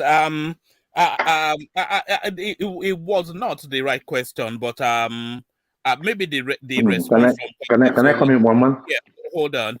It was not the right question, certainly not. It was it went with the intention of doing that, maybe for his space, wherever it sounded like he was in some sort of space where all these conversations go on, and he wanted to fit that back. But it certainly was not the right question.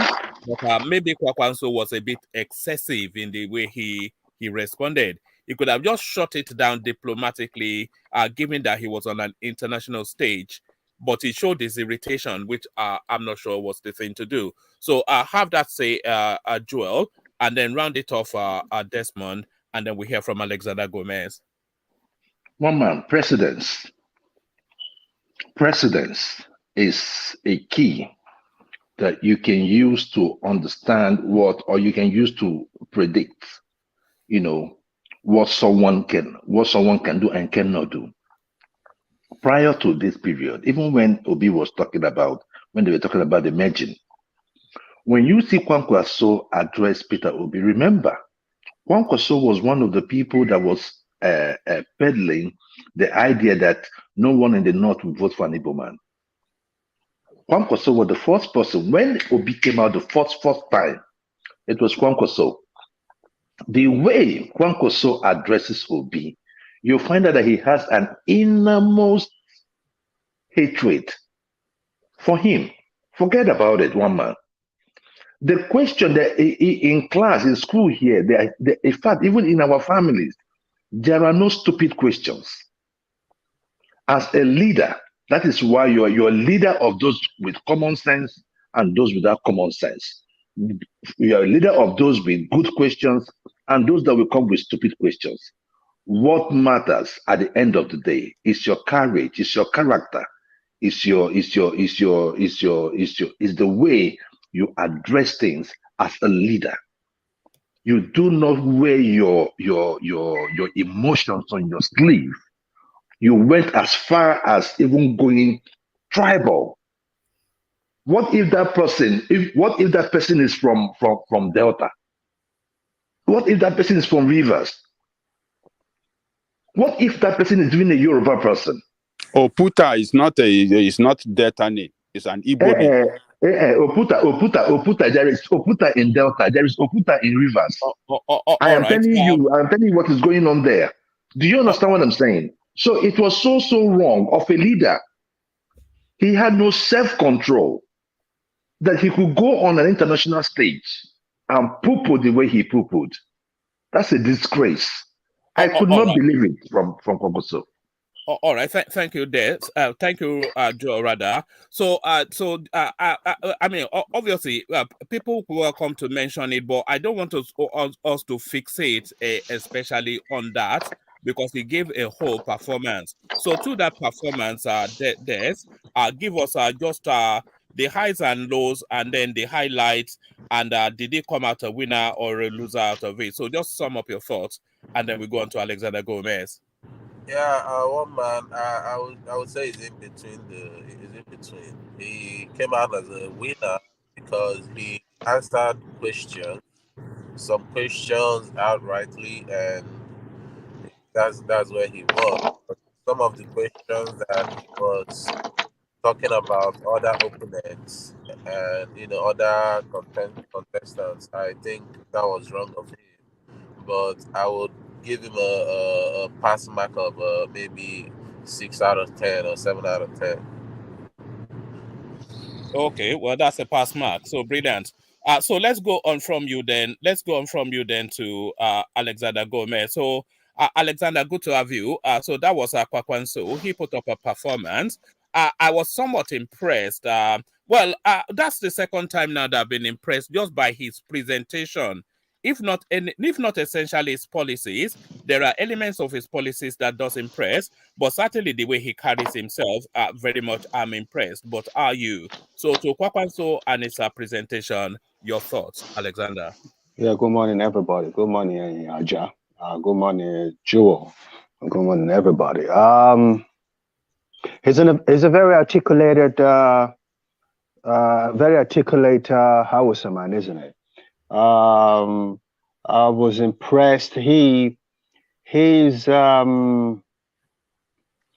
core politician, isn't he? And he has a track record. He has antecedents that precedes him. So he speaks with a lot of confidence.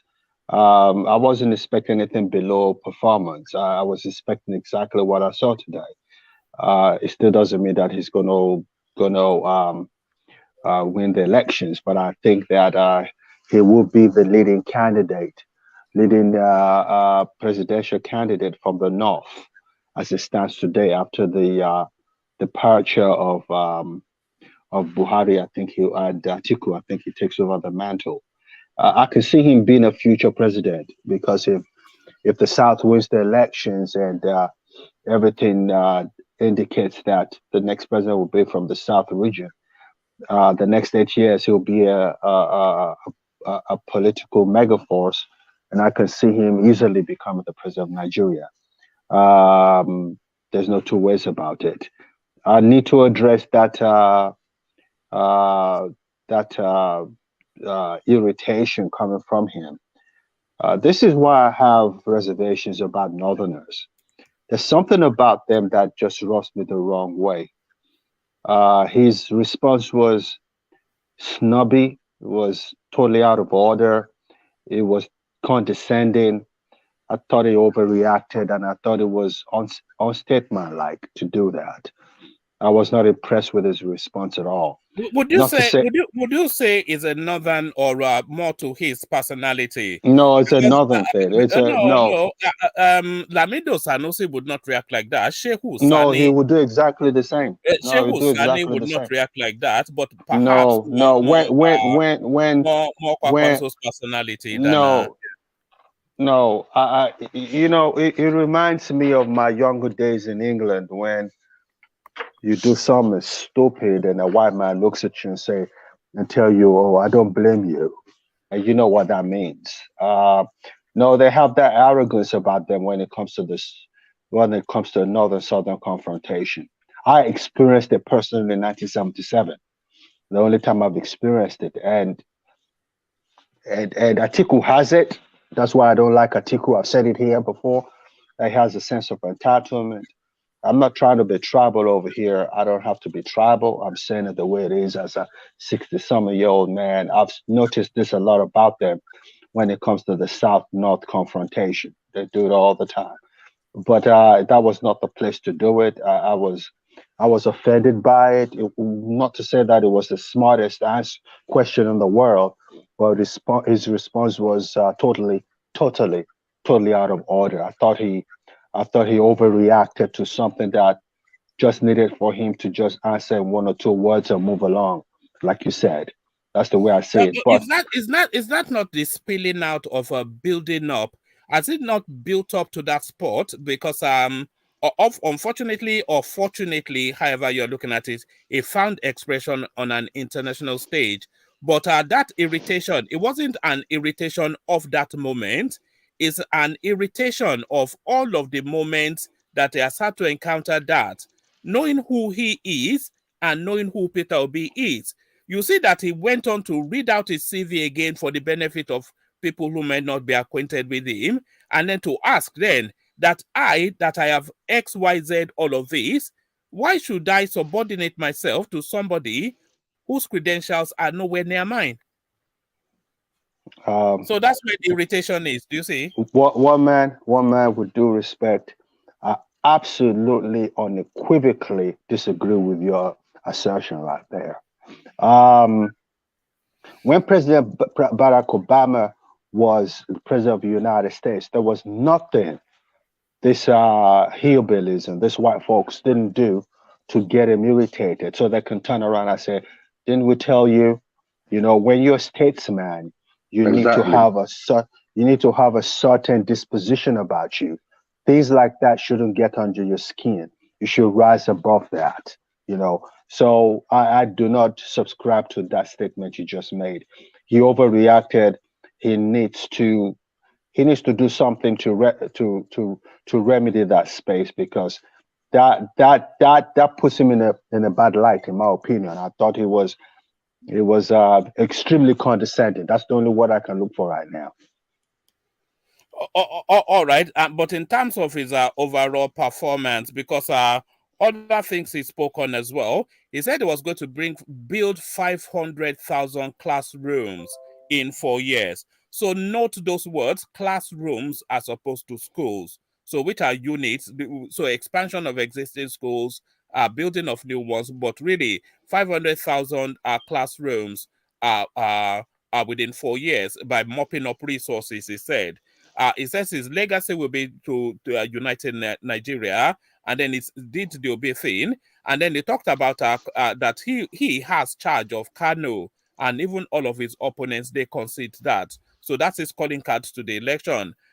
So all of that. So he was more than just the Obi space, but in the Let me totality let me address those key points. I'm going to go back to this again.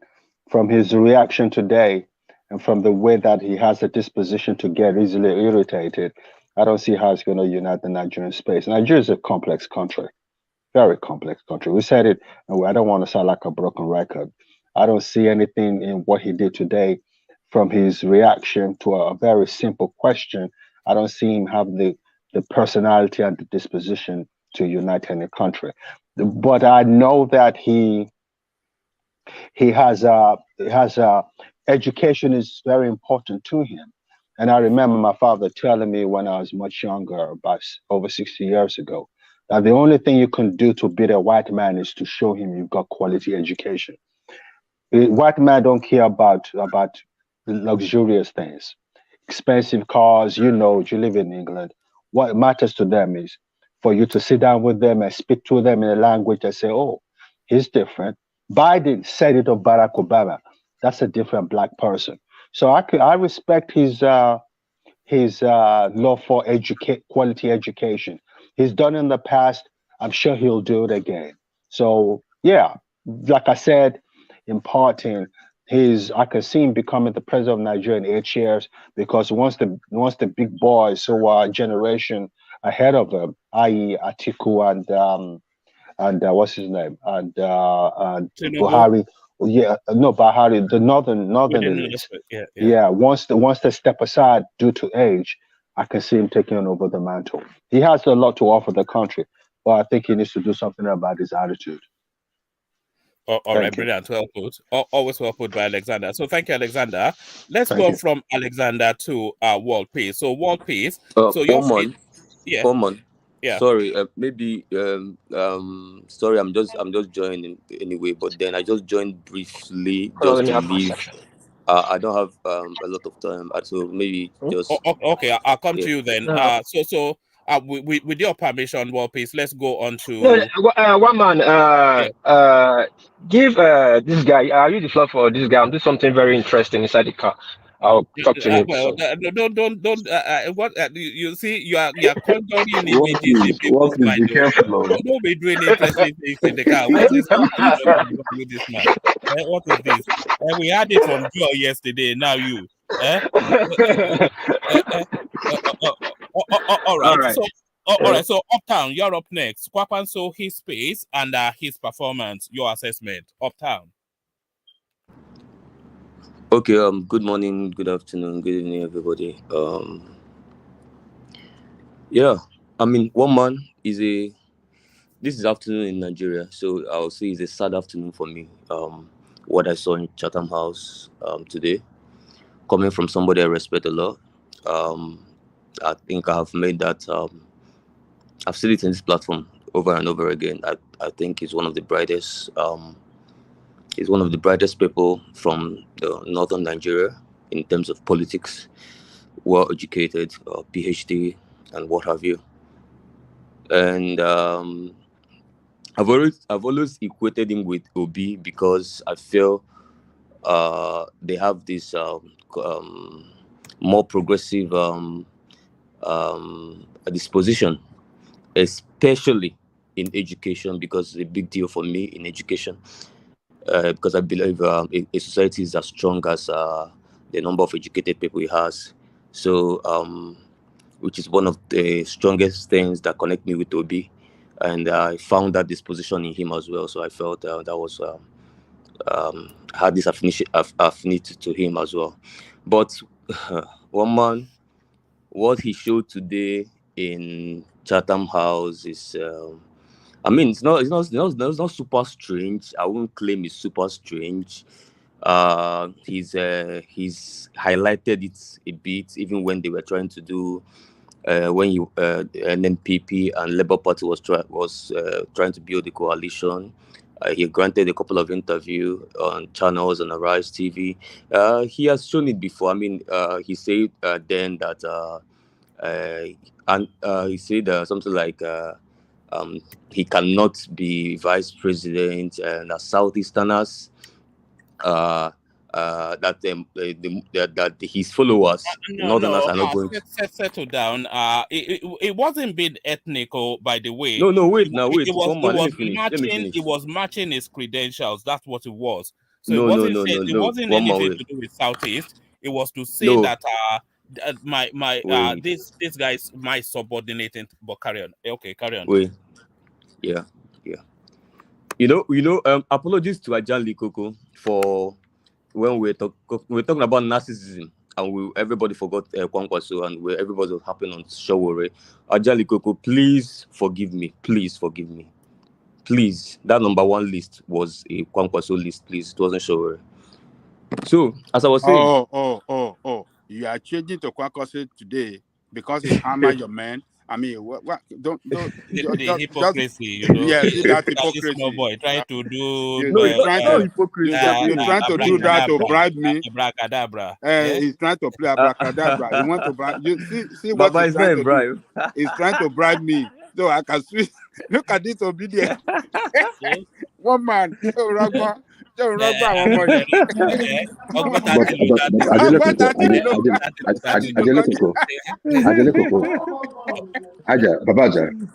know that Showore would never make that kind of statement. All right, no, let's not open the Showore space just for time. No, let's not go. Okay, so one man. Let me on, continue real quick.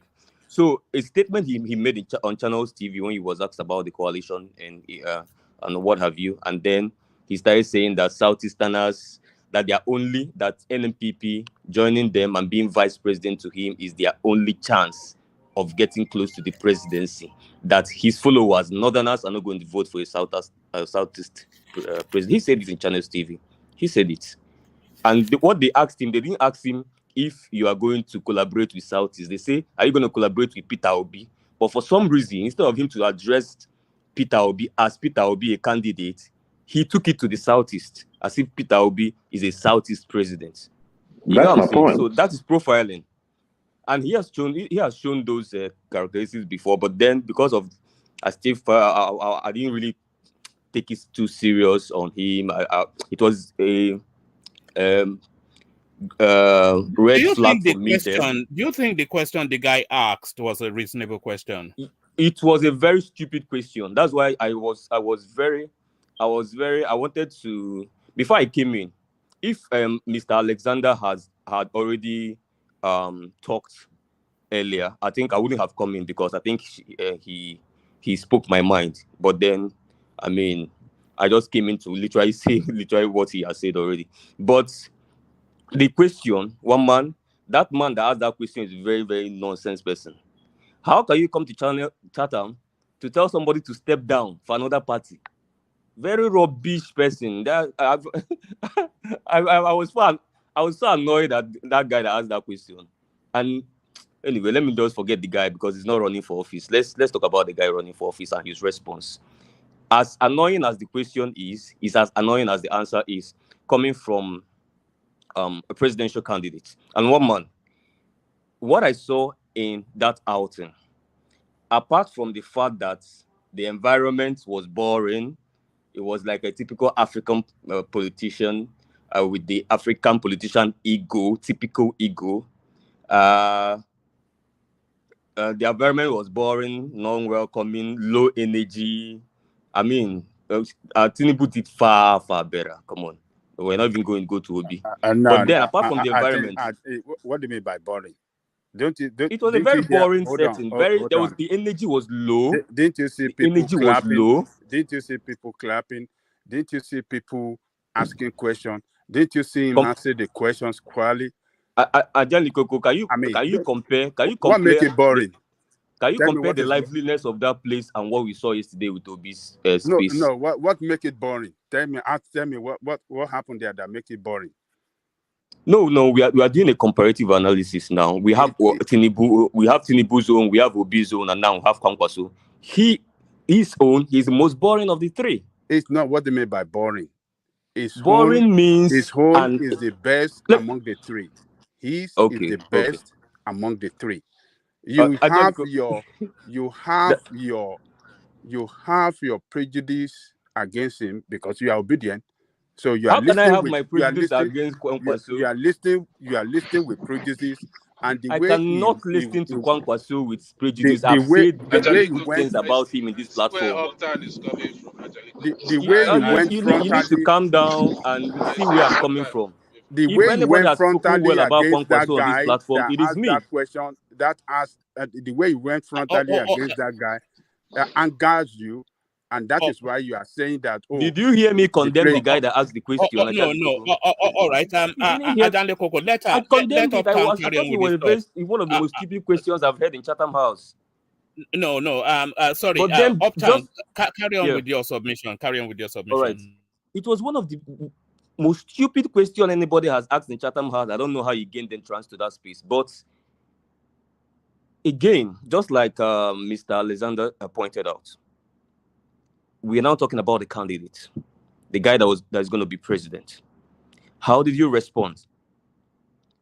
If you wanted to address the guy, address him as a person who asked a question that you didn't like. And I am not saying maybe pretend that you liked it, but then address him. Do not address him as if he's speaking on behalf of a tribe. That is the problem we usually have. And he has done it a couple of times in the past where so they say somebody says something about NMPP, and then he leaves the person and start addressing the tribe of the person and saying those people think he likes those kind of phrases a lot. And Buba Galadima does it a lot as well. And the fact that this is an international stage, that's what's angering me. It's not like they've not been doing it, just that nobody shared. This is a guy that came to BBC Hausa and said candidates that wear pampas.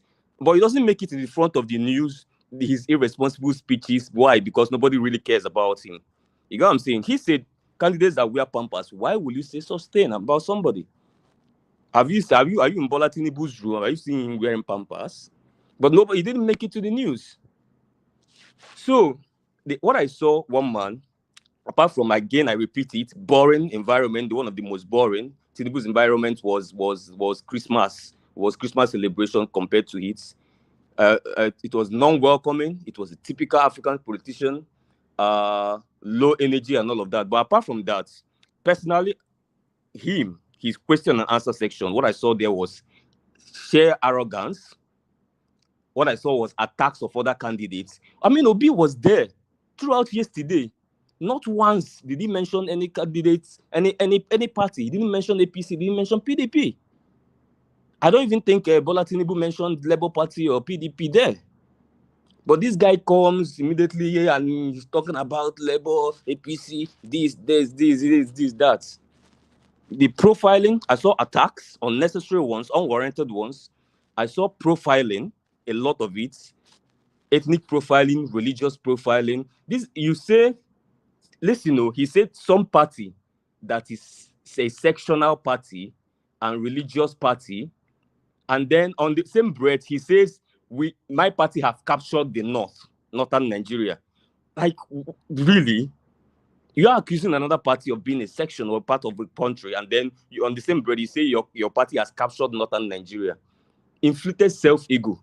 You have not captured northern Nigeria, and the results are going to show that. Now, the attacking the questionnaire was wrong. Profiling him was wrong. Profiling the question, which is a private question, not a tribal question, well, a question that was sent in by any tribe, was wrong. And then his disposition, the one man, the disposition was so. I thought Tinubu's Chatham House was going to be the lowest bar of it, but come on, this guy has taken it so low, and he lost my respect. And I wouldn't have really cared. One man, you have not heard me speak about somebody like this, but I wouldn't have really cared if it's maybe an article that came. You know me already. I've cancelled the article in my head. If it's the article, I won't even come into this platform to talk, because I mean it's not even necessary. But now, article is salad where Kwankwaso is, as far as I'm concerned. This is someone I respect so much. The PhD holder, educated. I mean, very educated. He speaks coherently. Rather. I mean, coming to play this tribal politics, ethnic jingoism, profiling, unnecessary arrogance, and all of this. One man, and then he says his legacy is uniting Nigeria. With that disposition, that is what you used to. If that disposition is what you used to, you'll be worse than Buhari. Buhari have not even showed that level of disposition. It's just like bringing Buhari and then adding educational arrogance to Buhari, and then you get Buhari Pro Max in terms of ability to unite Nigeria. He's going to scatter Nigeria. He's going to divide Nigeria. That disposition cannot unite anywhere, not even a classroom. You get what I'm saying? So I think you're talking about building 500 classrooms. Last time I checked, primary and secondary education is under states. I don't know the classrooms. Are you talking about tertiary classrooms, or are you going to go build classrooms for primary schools for governors in their states? I'm yet to. That one is an open question. Maybe somebody might want to respond. But one man, this is a very, very. I mean, I was watching my laptop. I was irritated. I was like, even when he was answering the man's question on joining, which is a very stupid question, I must say again. But it even took so long. Just 2 sentences would have dismissed that question. One man, let me give you an example. Yesterday, Obi was asked a question on IPOB, which I feel he has answered that question so many times. Even the previous day, he answered that question. As you can say, he even told the guy, he even called you, my dear brother. Maybe you have not been following me. Even yesterday, I answered the question. The way he responded to that, even though people in the crowd was trying to harp on the guy. You understand what I'm saying? But Obi, the person they questioned, was like, my dear brother. You know, maybe you weren't listening to me, but this is what I said. I said this and this and this and that. He didn't start even though that guy was a northerner. He was a northerner, so Obi could have started profiling the question based on the name of the guy, of the questionnaire. You don't do that. He is a Nigerian and he asked a question. Whether it's a question you like or not, you respond to it. You mustn't call him your brother like Obi would do, but then respond nicely. Even if you're angered, then respond with 1 sentence or 2. Just say you can even call him out. Just say, I think that question was a disrespectful question, but again, it's fine. This is our position, this and this and that. Over to the next question. Very mature, very senior, but he wasted almost how many minutes in that question? One man, that was a terrible performance. I've not rated any presence out in this low before, not even Article. Article is now my best friend in the north. All right, and that is nothing to do. And that is nothing to do with the way he responded to stepping aside from Peter Obi. That's just your honest appraisal. The general question and answer section oozed of arrogance, at unnecessary attacks on opponents on an international stage. This is not Kaduna rally or Kano rally or Edo rally or whatever. This is an international stage. You're selling yourself to international investors. There's a lot of international media people there. You're selling yourself to potential people. You are trying to profile an image for Nigeria, or rather a possible image for Nigeria post-May 2023. And that is what you are coming to show us. If I'm an international, if I'm a Kenyan investor there, Zimbabwean investor, American investor, if I'm seeing that, and this is going to be the next president of Nigeria, I don't think I'm going to have any hope. One single tax that you went to Chatham House to sell is sell your personality and sell a hope for a better Nigeria for me to come and invest or do business with you. He failed on the two criteria as one man. All right, brilliant. Well put. Always well put. So that's Uptown, of course. You all know Uptown. So thank you, Uptown. So that from Uptown, then we go back to War Peace. Hopefully, he has stopped he has finished the interesting thing he was doing. Yeah, Mama, I was just joking. I was just joking. I went to pick my friend from the airport, so he was giving me $50 to buy gasoline. That's why I was just making fun of him. No, I was only Anyway, joking. So to Kwankwaso, yes, his performance, your response. yeah, I was following it, but finally I was driving there. I went to the airport to pick my friend, so most times I put it on pause. But I heard the part where he was talking about some policy that you're going to increase the Nigeria military from 250,000, he said, right, to 1 million. Am I right? Is it 1 million? To 1 million, yes. Yes. Not maybe. I was Yes. wondering. It's always said that. Yes. Yeah, I was wondering how that's going to be possible. Huh? No, I said carry on. Yeah, so I was wondering. Now I'm going to challenge this policy. I was wondering how that's going to happen, and if Chatham House was a place to say that you're going to increase your military might to 1 million. If your military is so formidable, we will not. With that means we cannot demand for our rights and all that. And people, if you go against the interest of the people that is making money from Nigeria, I don't think that kind of information is what is supposed to be talking about there. Anyway, but in the performance, I wasn't expecting anything new. I know they're not going to go there and say what they want to say. And are they going to really do what they're going to say? No. And Kwankwaso is not really in the play. So I'm not really taking his speech serious. Though he might have a good economic-based speech and all that, but I don't think I would take it serious. One man, I don't really have anything to talk about it. I didn't listen to it much.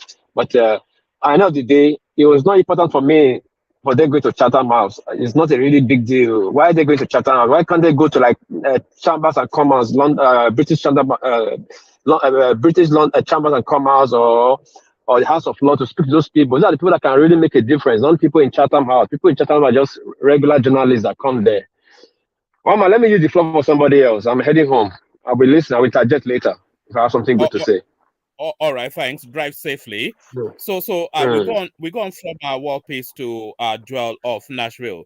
So Joel of Nashville. So we are looking at the overall presentation of Kwankwaso in that space. Yes, of course, if you want to do the step aside, you can, but don't centrally focus on that. The overall presentation, your impression, Joel of Nashville. Joel, after all that build up, okay. All right. Temporarily not available, Joel of Nashville. So let's go on to Ajanle Koko, get his feedback. So Ajanle Koko, you're up next. Yeah, thank you, one man, and greetings to our listeners around the world. Click on the like button, share, and subscribe if you haven't done so. Kwankwaso did very good. I think it did better than those than Tinubu and Obi, because it delivered his speech excellently well, and he answered the question straight to the point. Every question that was asked, he answered them straight to the point in a very clear way that everybody can understand it.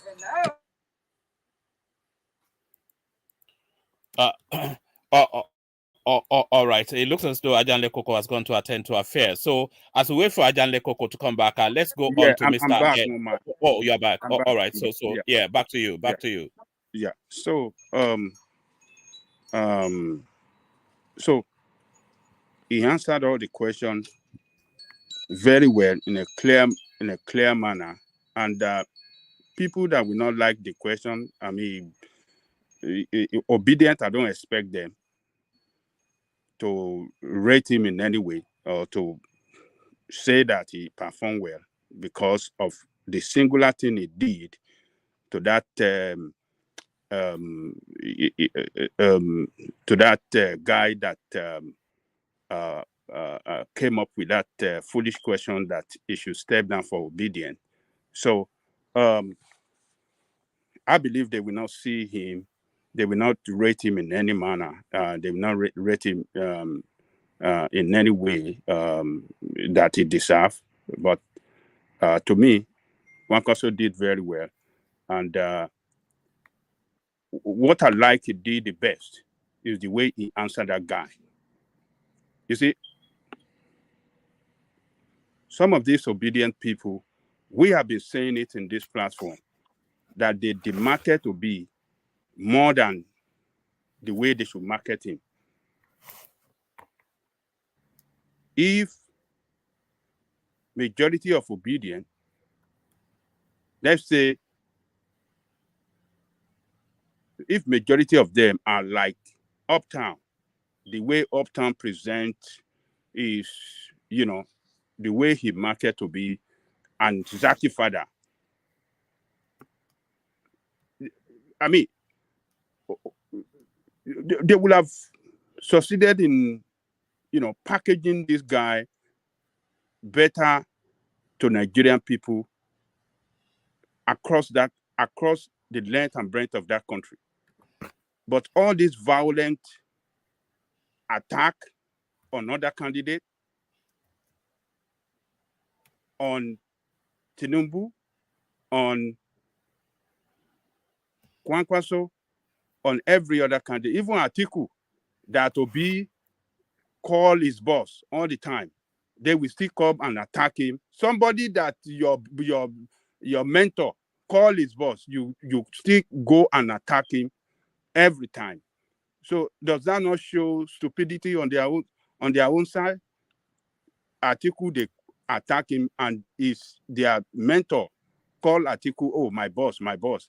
So I think this kind of behavior from them, irresponsible behavior from them, they deserve some response sometimes that should put a permanent stop to it.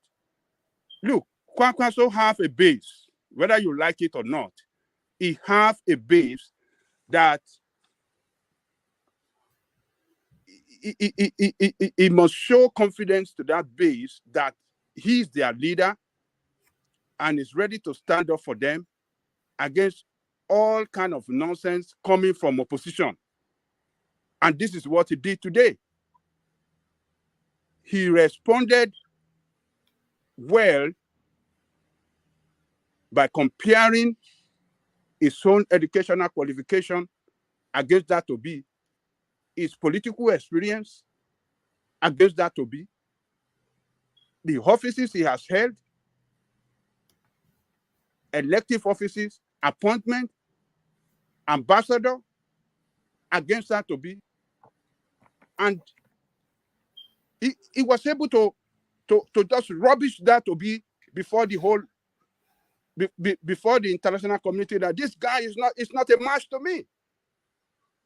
I'm better than him in all ways. Why are these people calling on me to step down for him? He has a base that he has to fire up, and he did well. And I believe all Kwankwaso'S across the country today will be so impressed by that singular action that he took there. That response was the most excellent response in all that he did over there. Whether you like it or not, it is politics they are playing. Whether it's in the international community, they went there to deliver speech to show to international community how they are better than the other candidate. And he expressed it clearly there that this guy asking me to step down for Obi, I'm better than him in all ramifications you want to look at it.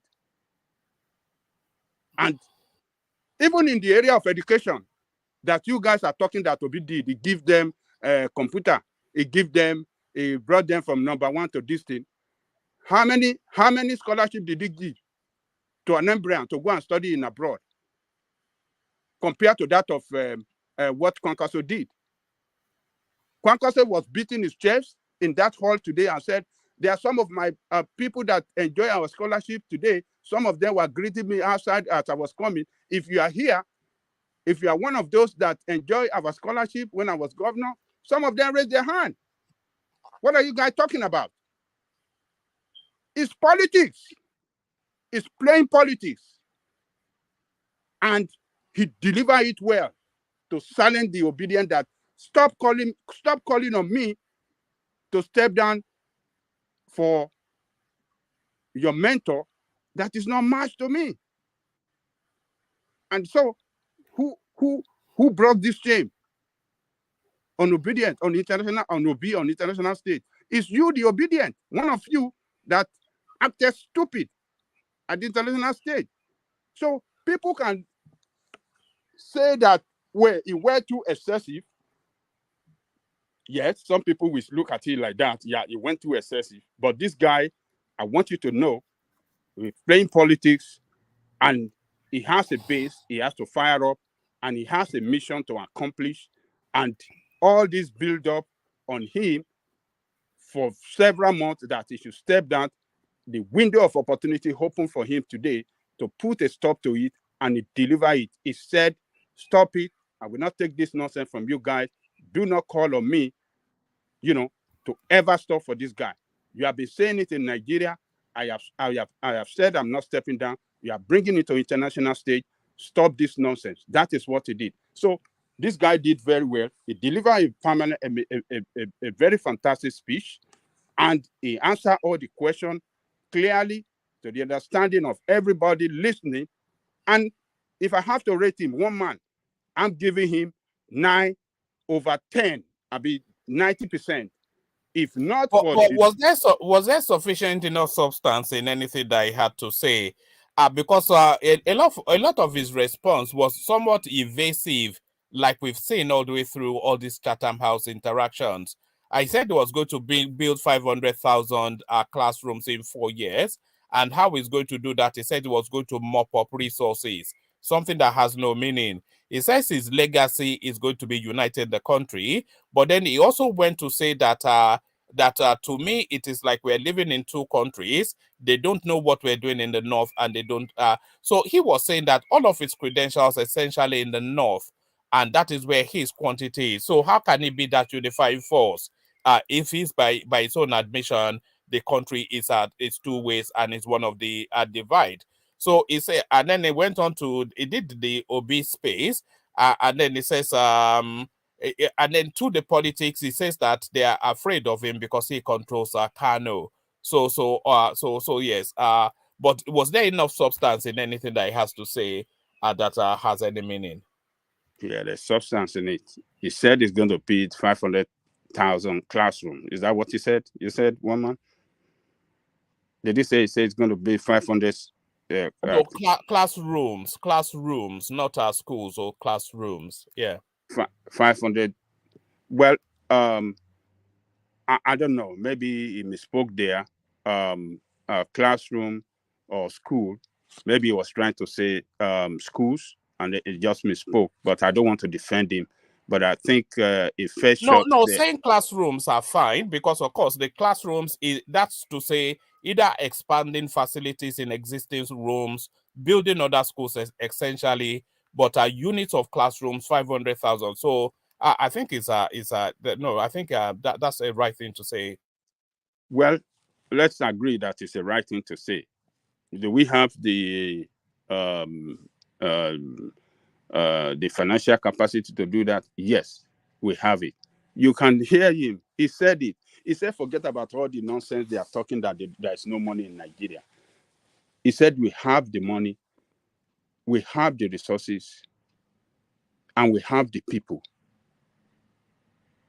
to make Nigerian great, to do good things for Nigerian people and for Nigerians to live well in their country. And which other and on his legacy that he want to unite Nigeria. What he said that from both sides of Nigeria, from the south and the east, is absolutely truth. A lot of us from the south doesn't understand, doesn't know the northern well. We don't know the way they think. We don't know them well. And a lot of them as well doesn't know how, they don't know knows us well as well. So as a leader, according to him, he will do all within his capacity, to unite the people. And to unite the people is in the hand of leadership. So the leadership, starting from him, and the team that is going to put together will demonstrate or lead us to uniting the people. If it's able to have a balanced, leadership across board at all, all governmental position at that federal level, that will give every Nigerian sense of belonging. That is one of the way to unite the people. If it's able to deliver on what is it promised Nigerian people in the areas of education, health, security, and in other areas that it promising that it's going to deliver for Nigerian people. If it's able to achieve that, it can unite Nigerian people. There are so many ways that it can do to unite Nigerian people. So we are talking of Obasanjo today as the best of the best among them. The people that have governed, have been the president of that country since 1999. Because why? Obasanjo ran the government of unity. He had people in his cabinet, not only from PDP, but from other parties. Bola Ige was not from PDP. It was from Afenifere. He gave him a cabinet meeting.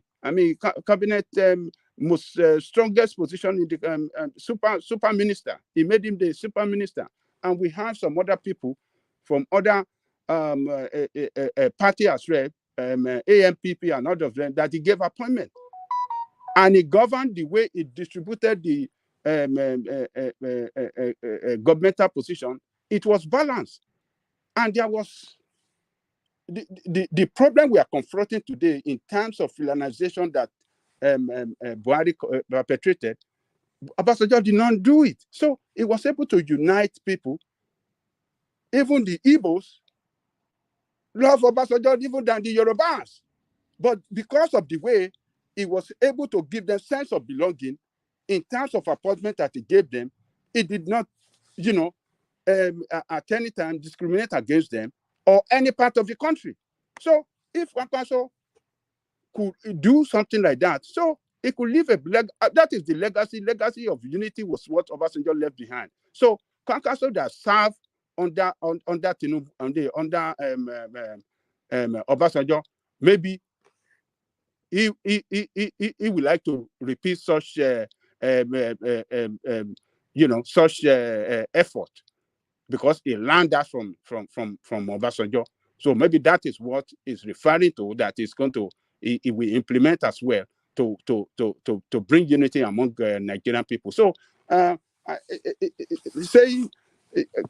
thinking that maybe it's not possible. For him to say that is the legacy, I think that is the most important thing that is required of leadership in that country. We need peace. We are more divided than ever before in that country now. So if he could achieve that, it will leave a very strong legacy behind, which anybody after him, if they can continue, we can start building a nation. So to me, I think one man, he did very well. Yeah, there are some shortcomings.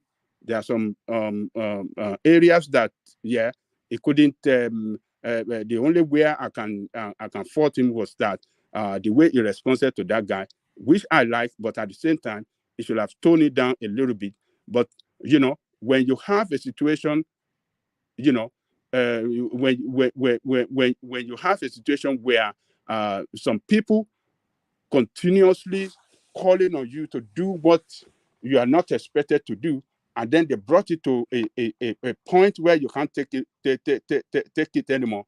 You can outburst in such a way that can be irritating sometimes. So it could maybe it went too hard on that guy. But I think to Kwankwaso'S all over Nigeria, they will not see it like that.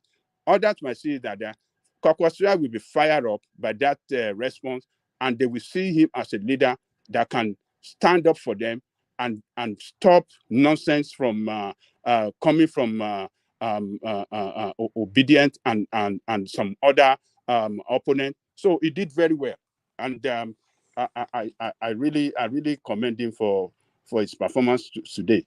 I did not expect him to perform well the way he answered. He answered clearly and in the best way that everybody can understand his mission and what he intends to do for Nigerian people. So one man, I think he is the best among the three that I've visited the Chatham House. I give him 90%. The performance, 90%. All right, thank you, Ajanle Koko. So that's high praise. Ajanle Koko usually stingy with his marking, so to get 90%, that's excellence indeed. But how highly would Mr. Ed rate the performance of Kwankwaso? You're up next, Mr. Ed. So conversations have been wrapping around what we just saw, but how did you see it? Kwankwaso, Chatham House, Mr. Ed. I think for me it was a disappointment, to be honest with you, because I think you have to look at, what is the takeaway, right? I mean, I'm not so concerned about what he said about, about politics or whatever. I think what they were there to do is to expand on their ideas for how they want to help the country or how they want to rescue the country. I don't think I remember anything he said that he would do. Things like building classrooms. I sound a little bit not. I don't know, but I mean, look.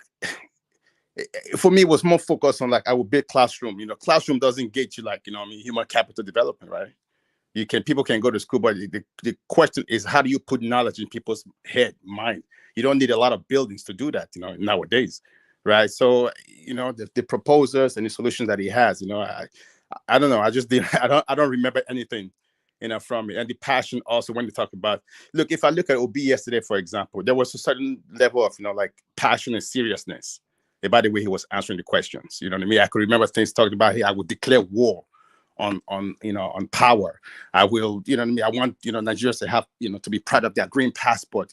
He was proposing, he had stuff about really clear timelines and milestones about, power generation, how many megawatts or whatever.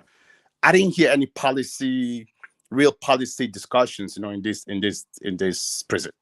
presentation. It was, look, for me, I think the one that people remember the most is this fracas about this stupid question that somebody asked. I think as a statement, when you answer questions like that, it could have just simply knocked that question over easily. That just shows me that it's not quick on his feet. Because you are in an international arena stage, right? And the country's already. Did you not hear echoes of pent up frustration that has been building up over time in his response? Because why would the frustration be building up? Based on what? Because I think it's constantly being prodded by that sort of that question that's by who? No, just over the course of this campaign. Yeah, of course. People have been saying to him, will you subordinate yourself to Peter Obi? Why don't you subordinate yourself to Peter Obi? Why don't you join Peter Obi and all of that? So I think that's now culminated in that guy asking that question, and he just let rip that, look at my credentials and look at the person. So did you not see? I don't think it was essentially that guy, but I think that was the tipping point. That's what I thought. No. So that shows me already that he has he has a divisive tendency in his mind. Then for me, You know what I mean? Because look, that's not for me. It's not a big deal. He could have just answered the question by saying things like, you know what, no, Obi should probably step down for me because I have more experience. If he had said that, you know, see nothing wrong with that. But I just didn't like the fact that he's bringing ethnicity. Look, there's already division in that country. All you need right now is to be portraying that unity. Because if you're like in the UK, for example, nobody cares if you're Igbo, Yoruba, whatever. You're a Nigerian. You know, a Nigerian stood up, asked him a stupid question. He should address it, you know, the Nigerian, you know, and address this question, not bringing like, you know, yeah, you are Igbo and this and that and secessionists and, you know, I mean, those are all divisive, you know, is you Igbo, you this, you know, what is that all about, you know? So that for me was like definitely a complete turn off. Because I think you were there, you know, you want to address like Nigerians. It doesn't matter, you know, not every Nigerian, you have the good, you have the bad, you have everything. You're going to be president of everybody. You know, that's what, you know, killed this whole administration of Buhari, is all this idea that, you know, you don't treat people as people, you know, you don't just go into like, you know what I'm saying, a ethnic tribe, you know, like you people, you know, you ask this type of question. No, okay, maybe it's an Igbo person, but, you know, I mean, you know, Obi didn't ask you that, you know, so if, I don't know why, like, politicians or statesmen or whatever who are running for offices are fighting with like people online or people who ask questions or whatever, you know, these are people who are not significant people, you know, who cares about that guy? Nobody knows that guy's name. Nobody know who he is. Why take it so personal, you know, and start going to a diatribe? You know, for me, I thought that was, you know, I mean, I have respect for him, you know, but I thought it was going to be more of like, hey, you know what? Let me discuss my plan for the country. And, you know, I don't know. I don't, maybe somebody else knows exactly. They can have, I mean, Angelica gave him, I guess, a 90%. Maybe he remembers exactly what the policy he wants to do for the country is, you know. Maybe he just like, you know, the whole feisty fight, you know, and all that stuff, you know. I mean, if that's your thing, you know, so that's your thing, you know. But I think what Nigeria needs is just. How would you grade the performance? Adan Lekoko gave him 90, as you said, but what would you give him? I would give him a 5. You know, I think, you know, because out of 100. Out of 100, yes, I'll give him a 5. I mean, I give him a 5 for the reason that he would have, I think politicians, you answer the questions, you don't answer the question that you're giving, you answer the question that you're giving, but you also have to, like, you know, let's say you're giving 5%. I said 50, 5 over 10. Okay. Yeah. So it's a 5 for me, because I say 5 over 10. Not from a terms of, you know, hey, a performance that he stand and answer question. Anybody can stand and answer anything. The question is, what is your purpose? You know, what is your objective there? Did he gain any new followers? Did he gain any? Is it are they gonna be on papers tomorrow writing like, oh wow, you know, Kwankwaso, you know, did a? If you look at, you know, I'm saying, what the papers are writing about Obi's performance, a lot of positive reviews. Not because, you know, they are obedience, because he talked about true policies. He stood there, he took questions, and people ask him, oh, you know, IPOB or this and that. Why are people asking, you know, Obi about IPOB? Is he the only one that from an ethnic group that has, you know, people who are agitating? How come people are not asking Tinubu about Yoruba Nation? How come Kwankwaso is not taking responsibility for the bandits and whatever, you know, is going on in the north? Or Atiku? So when these things happen, Obi could also get mad and say, hey, you know what, you know, say, look, I'm a Nigerian. I'm not the president. I'm not in the government. How come people are putting, you know, IPOB, you know, on me? And why not on the other people? But he stood there. He took the question as a professional person. He didn't get irritated. So, okay, great. You know, he stated his point. But what's the point? That was a Yoruba person that probably asked the question, maybe from a different camp. But you don't want to attack the people for asking a question. They come out there with different agenda.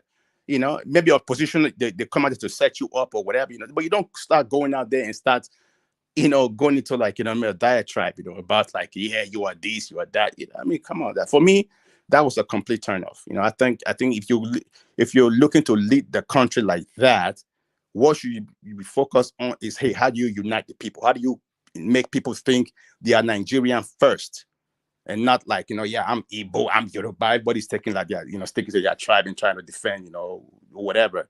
Who cares? You know, I mean, is that putting food on the table right now for people? There's 133 million people, you know, out of you know, in multidimensional poverty. We're not discussing about, you know, yes, you know, he got him really good, you know. How's that gonna help anybody? So for me, it's a very simple. You know, I think when we have these conversations, let's have conversations about, like, you know, the not just style but substance. what is the substance of what they're talking about? Do you disagree with the policy that they recommended? Then state that. And say, I don't agree with this policy, but just to go like, yeah, but you gave it to him really good, okay. Anyways, but that's my feeling about it. Anyways, I was a little bit disappointed. I thought he could have, because he's a show, he's there to present himself, So I mean, picking a fight with somebody else or whatever, it doesn't help him. He had to put himself in a good light, I mean, but anyways, I just think it was a little bit. I enjoy Obi. I enjoyed the Ane guy. I thought Tinubu, was also, okay. I mean, I think the questions, the way they answered the question was a little bit basic, maybe not straight from their manifesto directly or whatever. They didn't expand on that. But yeah, I didn't really hear anything here that I felt like, you know what? Yes, he spent a lot of time talking about policy. For me, what if I say you are listening to him? I'm not. Stop that. So that's why you can say you didn't listen. Sorry? You didn't see anything. I didn't see you what? can't grab anything from what the speech he delivered. But I'm asking everything you. he said. No. So that's what I'm asking you. Maybe if you know, since you gave it a 90, what did you remember in the speech that make you give it a 90? What is the substance that you say, wow, you know what? What you remember in terms of policy direction. You need to go and rewatch that video. Maybe. But you say it now. You can tell. I don't need to tell you. Watch it, right? I didn't hear anything. But did you hear something? See, I didn't hear anything. You tell me what you heard. You gave it a 90, right? Based on what? If we didn't hear anything, we won't be discussing. We won't be saying everything we've been saying since. We won't be here. I believe that we are on this platform in order to, discuss among ourselves what we had and things like that. So if you are listening with prejudice, obviously you will not listen. You won't hear anything. Yeah, but that's the accusation you are having, right? Look, more importantly, you are obedient. So I won't expect you to this is the trouble with this with people like I mean, you just talk. You cannot just make assertions. You are obedient. You are this. You are that. Have a normal conversation. Why do you accuse people of things? How do you know I'm obedient? I'm an objective person. I'm only. They ask me a question about. All right. What is I don't. No, sorry, I stepped away from my computer for a moment. I hope you guys are not falling out. You are not. No, the first time. This is not your first time coming here, championing Obi now. So what are you talking? What about championing Obi? I don't know why you people try to. Let's slow down. All right. All right. Hold on, Mr. Ed. I stepped away from my computer, like I said, but just from what you're talking about, your politics is your prerogative, of course, and your opinion is still yours as well. So you're entitled to both as well. But let me move you back to the Kwankwaso space. And in terms of what you just saw, I probably know the answer to this already. But is Kwankwaso's chances, has it been enhanced? Does it remain the same, or has it diminished off the back of this performance? So has this performance enhanced his chances, diminished it, or has it just remained the same? So give us that. Mr. Ed, and then we hear from Mano Prestige.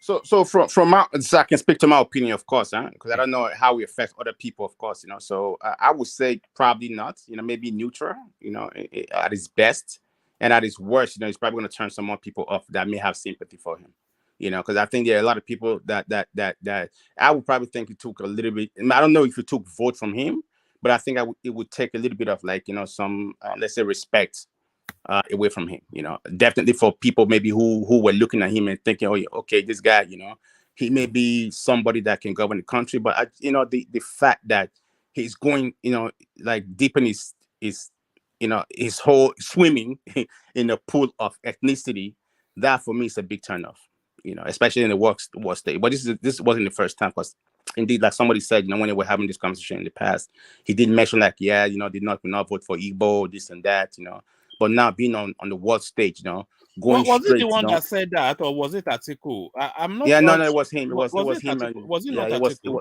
No, it was also him. It was also him. Yeah, he also said that in the interviews. But anyways, but it's just that. Look, it's more the line of thinking. I think so that's how you see divergent views. Was he Alexander Gomez? He also has the because if you look, because I'm not, nobody as I said, the government is not like obedient, person or whatever. If you have to listen with objective ears. This is how you are like in a war stage here. This is not transactional stuff. We're talking about like a country of 200 million people. You cannot see people like just like if somebody asks you a question, you start to say, oh yeah, you are Igbo, you are what I mean? Come on. So it's an outside guy asking Obi about something, so he has to say, oh, because you're outside. Come on, guys. That's the point I'm making. So I to go back to your question. I don't know if he's gonna get more vote from this. I don't think so. Probably, maybe maybe people who love him already will love him. Still people who's not. I don't think people hate him per se. But I would think maybe he will lose some respect for people who otherwise may have been looking at him or maybe looking at saying, okay, well, I voted for somebody else, but then I don't know, but I don't think it was let's say a really great performance on the world stage. Not to be honest with you, but you will find out tomorrow what. Yes, do you think he has been exposed on the biggest stage possible? Is that what you think happened?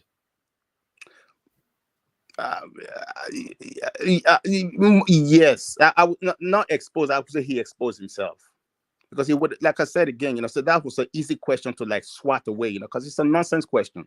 If you think it's a stupid question, why answer this? You answer like in a very, you swat it out. You say, no, I think you got it wrong, young man. I think, I'm the more, experienced one here. So I think he should, what we talk about working together, yes, we can work together, but he should be, he should be stepping down for me. That can create a little bit of laughter or whatever. So you swat it, that's done.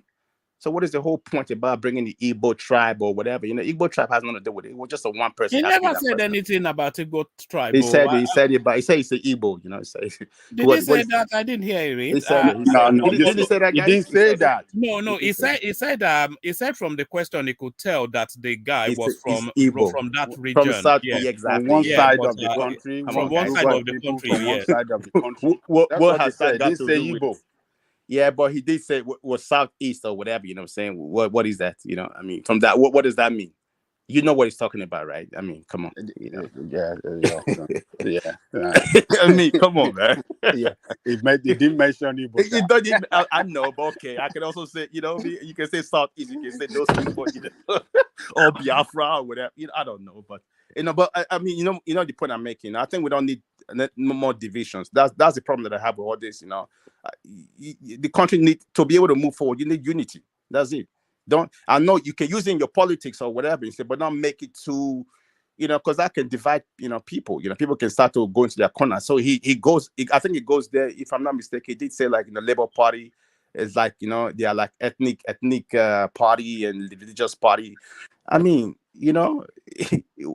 so it's NNPP is like is the party of the whole country, and then other it's no. If anything, NNPP is actually more of an ethnic. For ethnic, exactly. But okay, you know what I mean. Why go there? It's not necessary. You know what I mean. So because we're all Nigerians, right? So what is I mean, you're only London. London doesn't care about how Igbo. You're Nigerian. You're Nigerian. They treat you all the same. So why go there and start making divisions about which one is Nigeria? So all in all, you are disappointed. No, I mean for that, I think for that, I think they should stay away from all this. At least using this thing to really divide. Like you can use it. You can use it as a strategy, but don't come out in like in that obvious attacking way like that. I think I don't think that is. I mean, for our leader, if we are because we are professionals here, right? So. You want somebody to be on stage to make you proud, and that's Nigeria. I mean, that doesn't make me proud, to have those cleavages, exposed in international stage. Those are things that you don't bring your dirty laundry, I'm saying, to the, into the public. I mean, if you're gonna fight, fight in your home, but don't come to like the world stage, and start to abuse your other, you know what I mean? That for me that just shows that, say he doesn't have like no. Probably like a good touch of diplomatic, skills. Because you could have answered that in like a very diplomatic way, you know what I mean, by not trying to offend anybody, but still get your point across, so yeah, that's where I rest the case. All right, brilliant. So if you're free tomorrow, Mr. Ed, around about 9:45 p.m., join us. We shall be because we've gone to pains to prepare a spreadsheet on how we feel the elections will go. So that's going to we're going to premiere it 9:45 UK time tomorrow. So Okay. So if we Tomorrow want is not to, Friday. Is it not Friday? You said is it not Friday? So tomorrow is No, not Friday. no, no. tomorrow's Thursday. No, Tomorrow no, is I do beg Thursday. your pardon. We'll be premiering You it you on are leaving. Friday. You are leaving a day ahead. That one, man. I don't know No, why. no, But there are it you in is. a hurry? Not that I can afford to lose any day, but No, there no. it But is. I think you're in a On hurry to get to Friday. the election day quickly, and so to have all Yeah. this over. You know, I wonder what I'm already starting to think, what are we going to be talking about post the election? So I want to start to, that's why I want to bring back the afternoon session to start to build a narrative outside of politics, because where is the conversation if we are not saying Buhari is this, Tinubu is that? What else is there to talk about? But no, but what I think it would be good for you to talk about, I maybe to put on the agenda and for the group is also like the whole INEC, the whole BVAS, whatever, how it actually works. Because there was like some interviews about some ICT guys. I think there's a lot of misconception on this space about what INEC, what the BVAS stuff is already. So it might be good to explore that, and really get more good information about exactly what is this beaver thing, how does it really work, what are the technical like advancement in there, and what are the let's say what are the mitigations against the rigging or whatever that they talk about, so because I hear people say things over here that are completely false, but but then it's hard to challenge. Yes, that area is still quite vague for the importance that it has. Yeah, Nobody exactly. really It has has so much importance, Yeah. So, but because people just assume like, it was gonna be like, always was. But things are still moving along, So of course the politicians are also looking for, because I think when people say sometimes like, INEC and this and that, you have to realize, man, like you said, somebody said it yesterday. It's about 96 million, about 90 something million people that they're organizing an election for. That's more than 14 countries in West Africa as a whole. So to say that the INEC boss is in bed, with the politicians or whatever, so for me, I think that's a little bit too, like too lazy. You know what I mean? Because of course, these things can happen in different places, not necessarily INEC chairman or whatever. INEC chairman could be a very straightforward guy, but maybe somebody, working in Jigawa, as an agent somewhere, colluding with somebody. How would INEC, so we should be talking more about, okay, not about one person. What are the ways, to rig the election, and what, are the, what do we see from the INEC process that mitigate those, and do we see are there other loopholes the politicians can use, to game the system? Those are more interesting stuff to talk about as well, instead of just going back and forth. Yeah, this will win, that will win. Who knows? Nobody really knows. Permutations or whatever. Who cares? But anyways, but it's fun. But I would think those kind of things. I think people who are watching will have more. Let's say get more of an information, valuable education. information. Yeah, exactly. More education from that instead of like the back and forth about Igbo, Yoruba, Tinubu is better. We only have one vote or no vote. So what we're trying to do is educate. And put things on the table, discuss it, put the facts out there. As fast, what I mean, and corroborating the facts, and then people will have to judge, and make their own decisions, based on what they see and how they want to vote, and we'll see what the outcome is. So I would yeah. Okay. And second thing you can also do, maybe when things are over, this is something I'm working on, is some business opportunities in Nigeria, because I'm seeing a lot of stuff. We've been trying to incorporate that into the conversation, but the Yeah, space is not yet yielding to that. no. In fact, I After was the going to election, it bring might be somebody more. on to come and talk us through how to deal stocks and whatnot. But Yeah. No, indeed, there's a lot of because I'm seeing a lot of things going on in that country that people are not aware of, But I think it's just too bad that maybe the Buhari administration, they don't know how to sell what they are doing, maybe, because they're not maybe Buhari himself is not a talker, So maybe that's why, But I think from a federal level, they've really done a lot of stuff, but most of the problems are more in the states and local government areas. I think the federal is really. If I look at what they're putting in place out there, I'll show you separately because I'm building a business around that. And there's some really exciting things going on in that country, seriously, but which is not in the surface, but that would be a good time to also start talking about, hey, what is going on, are there opportunities, and what can you do? Mr. Ed, are you speaking from Nigeria? Are you speaking from Nigeria? No, I'm speaking from abroad, from the Netherlands. Oh, Netherlands. Okay. Yeah. Are you Igbo? Sorry. No, I'm not Igbo. I'm from Benin. Edo. Oh, Obiadohi. Yeah, Obiadohi. Koyo. Domo. No. Okay, I was saying How come all Edo people always push up their voice when they get abroad? You would think it was Prince Charles that we are talking to, not Edward from Edo. What's going on man, here? yeah. I've been When did you turn into Prince Charles that you are talking all this hoity-toity stuff? This is how I talk, oh, one man. I'm in Japan. You're in Japan? Okay. Yeah. Nice. Yeah. Domo. Nice.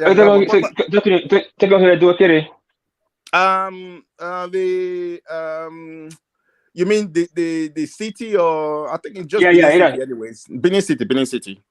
Yeah. Benin City. Textile Road, around the Textile Road, you know, that okay. Ugbo, yeah, that area. My father actually has a house in Ugbo, but we grew up more in Lagos, you know. Okay, all right. I actually left a long time ago, though. But it's really nice to have, you know. I think that's why I asked Uptown also his contact. You know, I want to make some contact with people in this space, you know, and develop some relationship and do some business if it's possible. Because I think there's a lot of look, one thing that I found out, you know, any business done off this platform, the house gets 10%. But that's what I'm. Of course.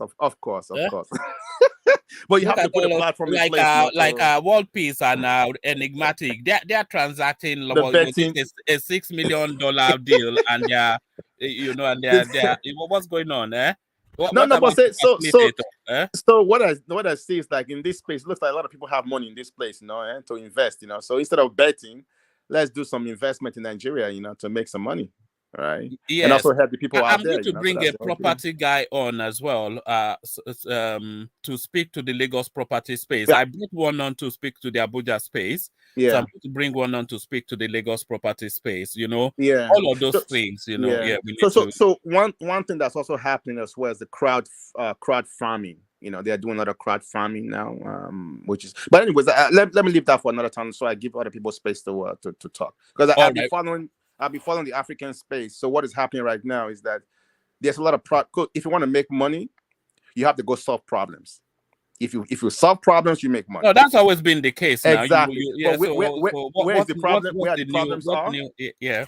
The problems are in Africa, you know. So what you see now, that's what I see here. All the people are here. They are not trying to rush to Africa because, you know, they are trying, you know, because they know there's not a lot of problems to solve out here anymore. You know what I mean?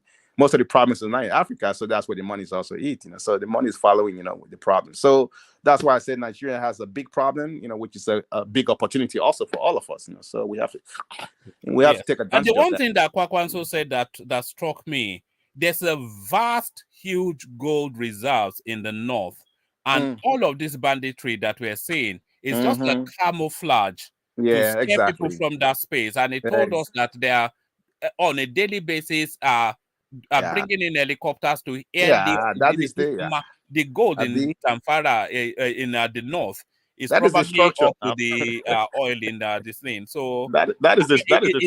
He also said one thing. He said Nigeria has plenty of money. He said that, you know, and he should know. He should know. If anybody should know, he should know. See, that is the structure that they're talking about. That's the structure.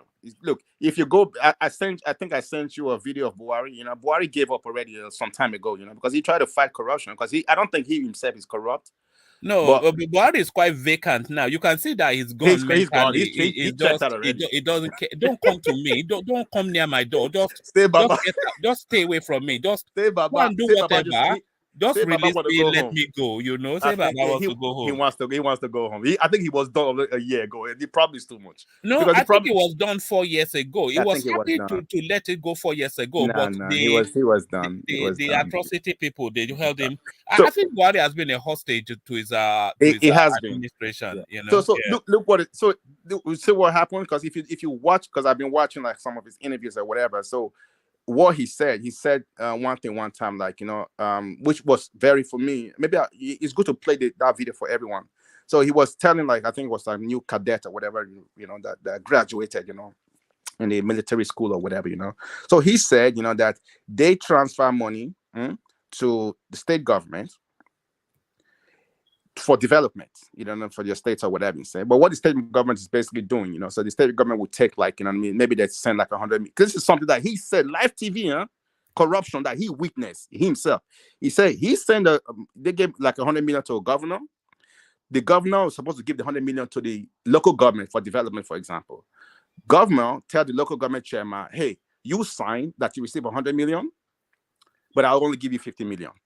He gives the local government 50 million, chairman. Local government chairman take the 50 million, he shares it around his people, you know, and the rest he put in his pocket. No development, nothing. He said, that's Nigeria for you. And the people who are doing this are very, very educated, you know, everything top class, whatever, you know what I'm saying? He says, so it comes down to a question of character. That's what it comes down to. He said, that's Nigeria for you. So Nigeria, he said, God help us. When he said God help us, I said, this guy already checked out. Yeah, Yemi Oshibanjo was saying something just yesterday. He was talking about ethical revolution, which is to say that you cannot fight corruption unless there is a mind shift from that state exactly to a more patriot. How many of them can you?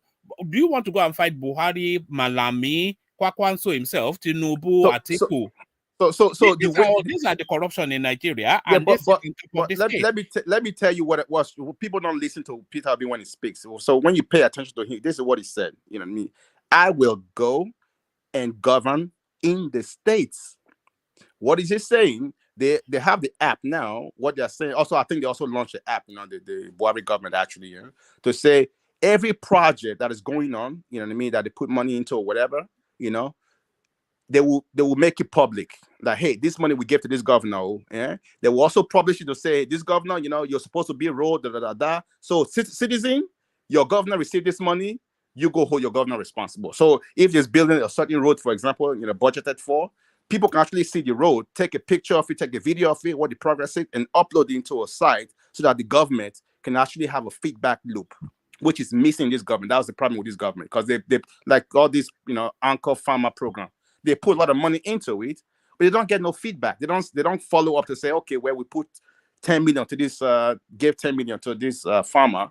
Hey, let's go see after 4 weeks, what is the farmer doing? After, you know, 6 months or whatever. No, they just put the money, they embezzle the money. Nobody asks anymore, who's this farmer? Where's the farm? You know, nothing, no follow-up, nothing at all.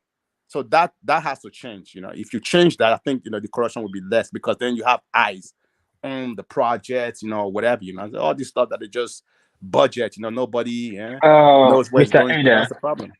I believe the corruption in Nigeria is coming to a point that people will fight back against the corruption. It might not be next government, but in the next 10 years, I believe there will be grammatical shift of fighting this corruption. Yeah. I believe so, because it's getting to that point. It has got to the point that is critical point now. Yeah. It's hitting the country. It's getting the country. The only thing they have to do is to fight back. It's to fight back. And it's not sustainable. Even that's why I said, like, yeah. even people like Obi or whatever, at least you can say Obi is this or that, or at least what he's saying makes sense. You know what I mean? You know, whether he would do it or whatever, that's, you know, a debate or whatever for all of them or whatever. People can that's a trust or whatever that you have. But, you know, you have to, you know, you have to talk about how do you address this. It's not just one person. You know, it's everybody. That's what he's saying. It's you, it's me, it's everyone. You know what I mean? If a police guy, you know, asking for a bribe or whatever, there should be a way for you to report that policeman. You should take his number or whatever. There's cameras now, so we have to use technology to, you know, to because nobody's facing the chairman. How can they? That's what they call structure. That's the structure that they're talking about when they talk about structures. Because the local government guy has his own people, you know what I'm saying, that they are using for. So they settle those people. Your road is not getting built. Your water treatment is not done. Nothing is done in your area because, you know, they are settling the politicians, the structures or whatever. And those structures have to go away because this money is made for development, not to pay off, like, you know what I mean, you know, the boys of the local government or boys of the governors or whatever. Because the corruption is not in the federal level. It's in the federal level. At least they are still doing something. They're stealing, but they still do something. But the states, you know, many of the states, they just go there, collect money, you know, saying yafu yafu, and they clean their mouths, you know, and then they look at their citizens, and at the end of every 4 years they go back to it. So people say here, oh yeah, the governor, you know, it's the state. So when people were dying in the governor states, and what was the governor doing? He didn't go help his people. Now it's time to go vote. Now he's gonna go. So those people are gonna listen to him. So I just look at people and laugh and say, okay, so we just think that people are robots, you know, they don't just have no sense. No, even people don't go to school or whatever, they still have sense, you know. So if you don't live this life, you know what I'm saying, we cannot just talk, you know, and like, oh yes, this will happen, that will happen. Because you're not there. You don't know how it feels like. You haven't been a place. There are people who haven't been able to go to their village to bury their loved ones. There are people like that. So those people are gonna just stand and say, oh yeah, governor, hey, great work, you know, we're just gonna vote for you. A lot of things are gonna happen because the events that happened in the last 4 years, all the events that happened in the last 4 years is enough at least to change some minds, you know. Maybe not every mind, but so the permutations have to take all these things into account. You don't know how people's minds are going to behave. I don't know what they're going to do. So we have to wait and see. So when all the permutations, you know, either way, again, it's just speculations, you know. Nobody really knows what people are going to do, whose mind, you know. I mean, you know, it's going to be changed. Who you know, so the North is not monolithic either. You have like, you know, about 200 tribes or maybe more in the North. They are not all Fulani and Hausa. You know, the Hausas and the Fulani are fighting each other, you know. So all these things is just, oh yeah, the North will vote for this person. You know, it doesn't work like that. You know, yeah, people have to vote their interest, you know. So, okay, we'll see for the first time. But I think, again, for me at least, you know, I don't, people say I don't care about, we have to scrutinize the candidates, listen to them, and people have to make their choices, you know. Whoever, you know, you're connected to, I mean, you can defend it, but if they do wrong, you know, so you should criticize them. I don't have a problem with that. But I just don't like politicians, you know, like using this ethnic cleavages and all that stuff, you know. So because, you know, they've played this card long enough, you know. So I think people should be wise not to perpetrate that, you know what I mean, for them, you know what I mean. You know, so so one man would like, you know, for you to tone down on those ethnic discussions here, because it doesn't help anything, you know. No, I don't instigate it, but I think I think that is where the space is at the moment. Yeah, but let it, but shut it down, because it's not helping anybody. You know what is, you know, I mean, what is the okay? So you know what I mean. So because there's more things to discuss about, you know. So I mean, you know, that's just, yeah, maybe the policies and maybe their attitude or whatever is fine, but making an Igbo, Yoruba, Hausa thing, you know. So for me, I think it's nonsense. You know, I mean, you're Nigerian, you're Nigerian. Oh, Yeah. all right, brilliant. If you are Nigerian, you are Nigerian. So thank you, Mr. Ed. Let's go on from Mr. Ed to Man of Prestige. So Man of Prestige, thank you for joining us. Your response to the Kwankwaso appearance. Yeah, good morning, one man. It's too early over here, and good afternoon. What time is it right now? About 7 something. But anyway, good afternoon, good evening in London, wherever you are. Yeah, thank you very much for allowing me to wake up. I didn't watch his speech earlier, but I was able to watch some of the questions because it's a little bit earlier here. So I just woke up.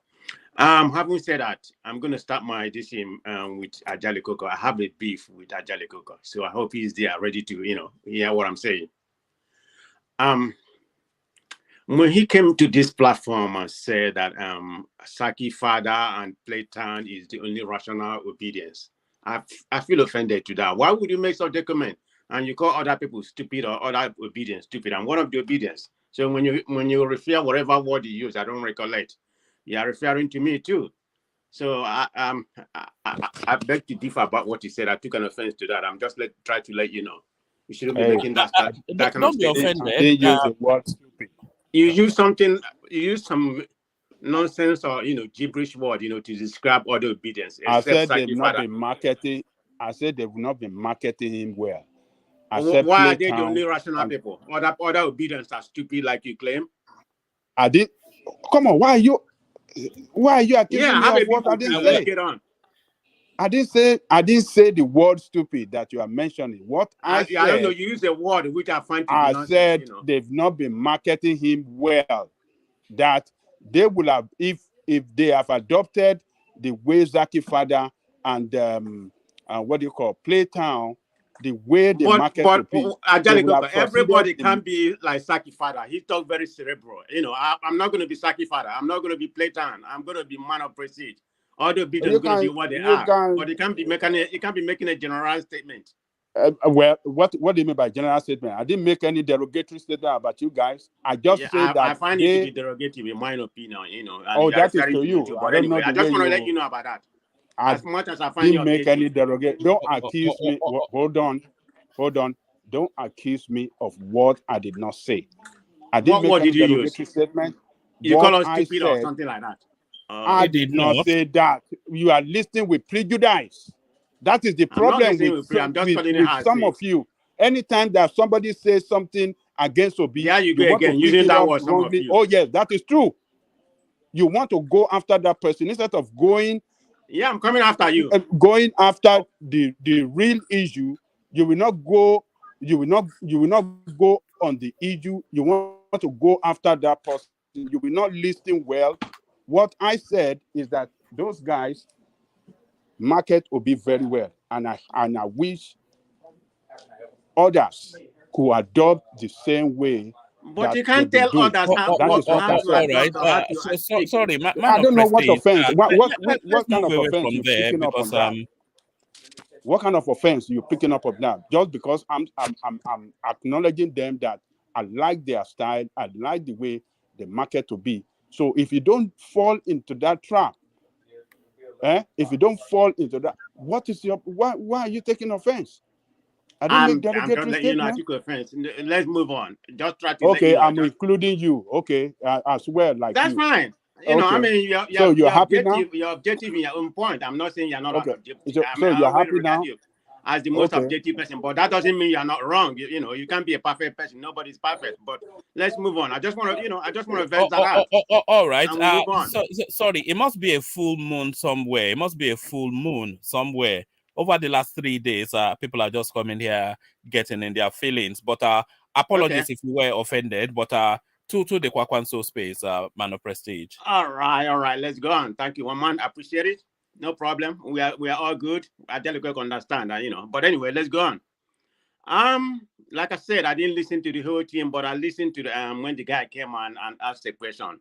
Having said that, some of the content, you know, that he presented, you know, from the question, you know, was good, but on overall, you know, he did not impress me. I'll be very honest.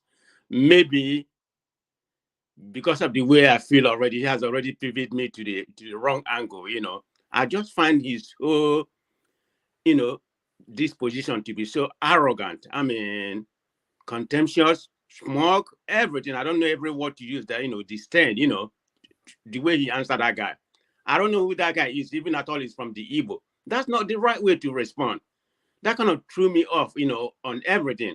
I mean, we're talking about on an international level. You come there and display such idiocy, you know, from your own point of view. You have pretty much portrayed the kind of person you are there. So I lost respect for him. I don't care what he is. So I was you know, I mean, what he displayed there was so arrogant. That wasn't necessary. There's a more intelligent way to answer that guy. You know, to begin with, that question is gibberish in my opinion. That's a nonsense. It doesn't even make any sense. That guy asking that question. But regardless, you know, you don't go low when they go low. You go high. He should have answered the question in, you know, in a better way. I mean, like Obi answered that question. Look at that guy that answered that's asked Obi about the IPOB question. I think his name is Kaderi or whatever. Actually, it has been discovered that guy is from APC. He's an APC guy, you know, member, and he asked that kind of question. But look at the way Obi took the question. I'm not saying the question is right or wrong. It doesn't matter. I'm not even offended by the question.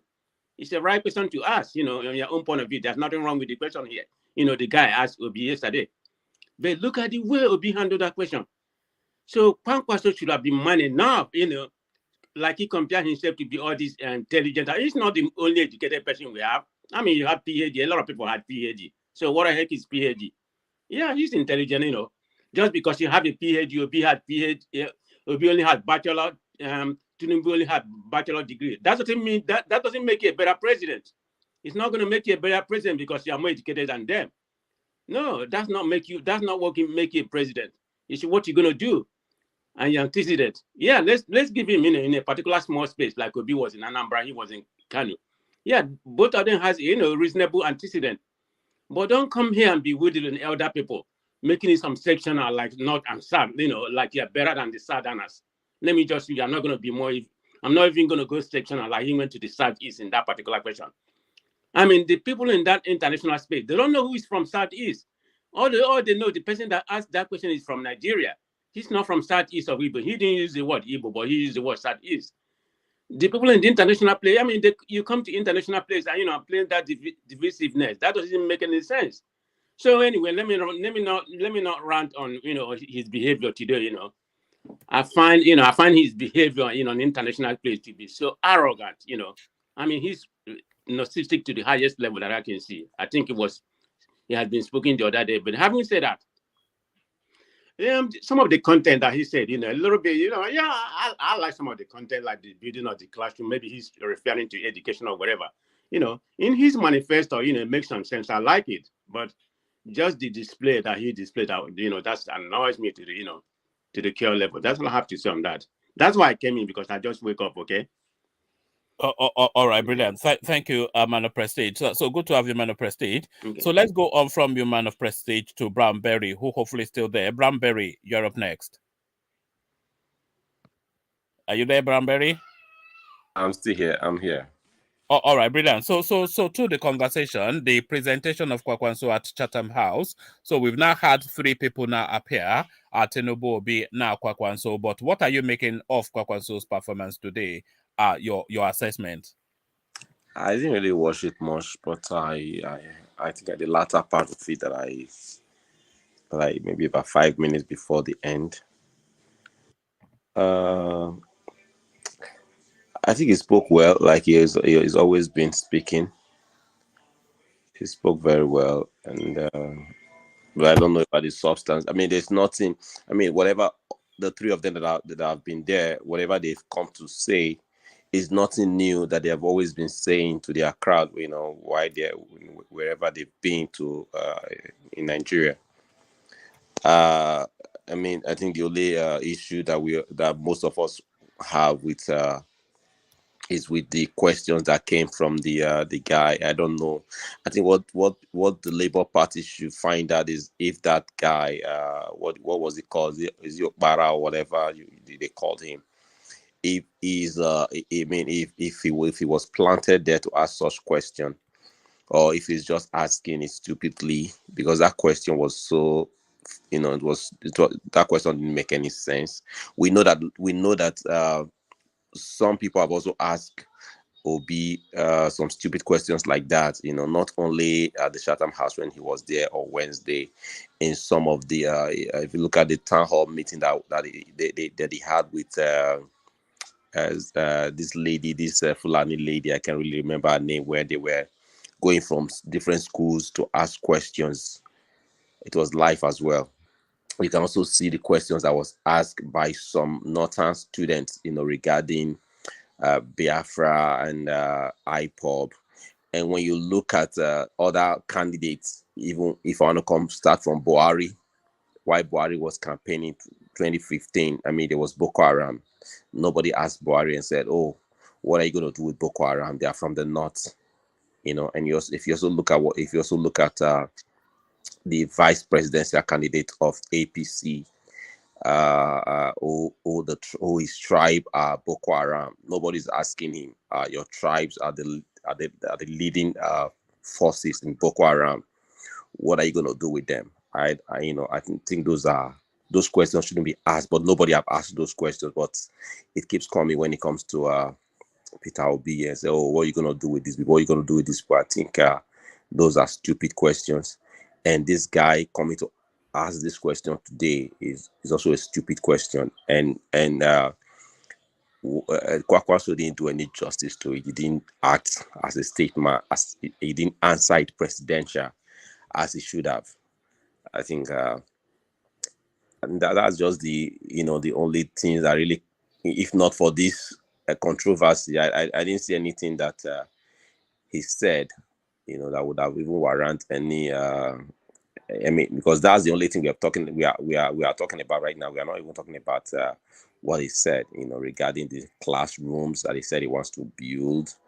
You can talk about that. So in terms of because yes, like I said, he did speak outside of his pushback against the step aside. But it looks as though nobody heard anything beyond that. But was there anything else outside of the step aside that you heard that you were impressed or not by him? Like I said, I came late, but when it comes to that 500,000 capacity. 500,000 rooms. I've heard that before. He has said that before, so I can pick that out.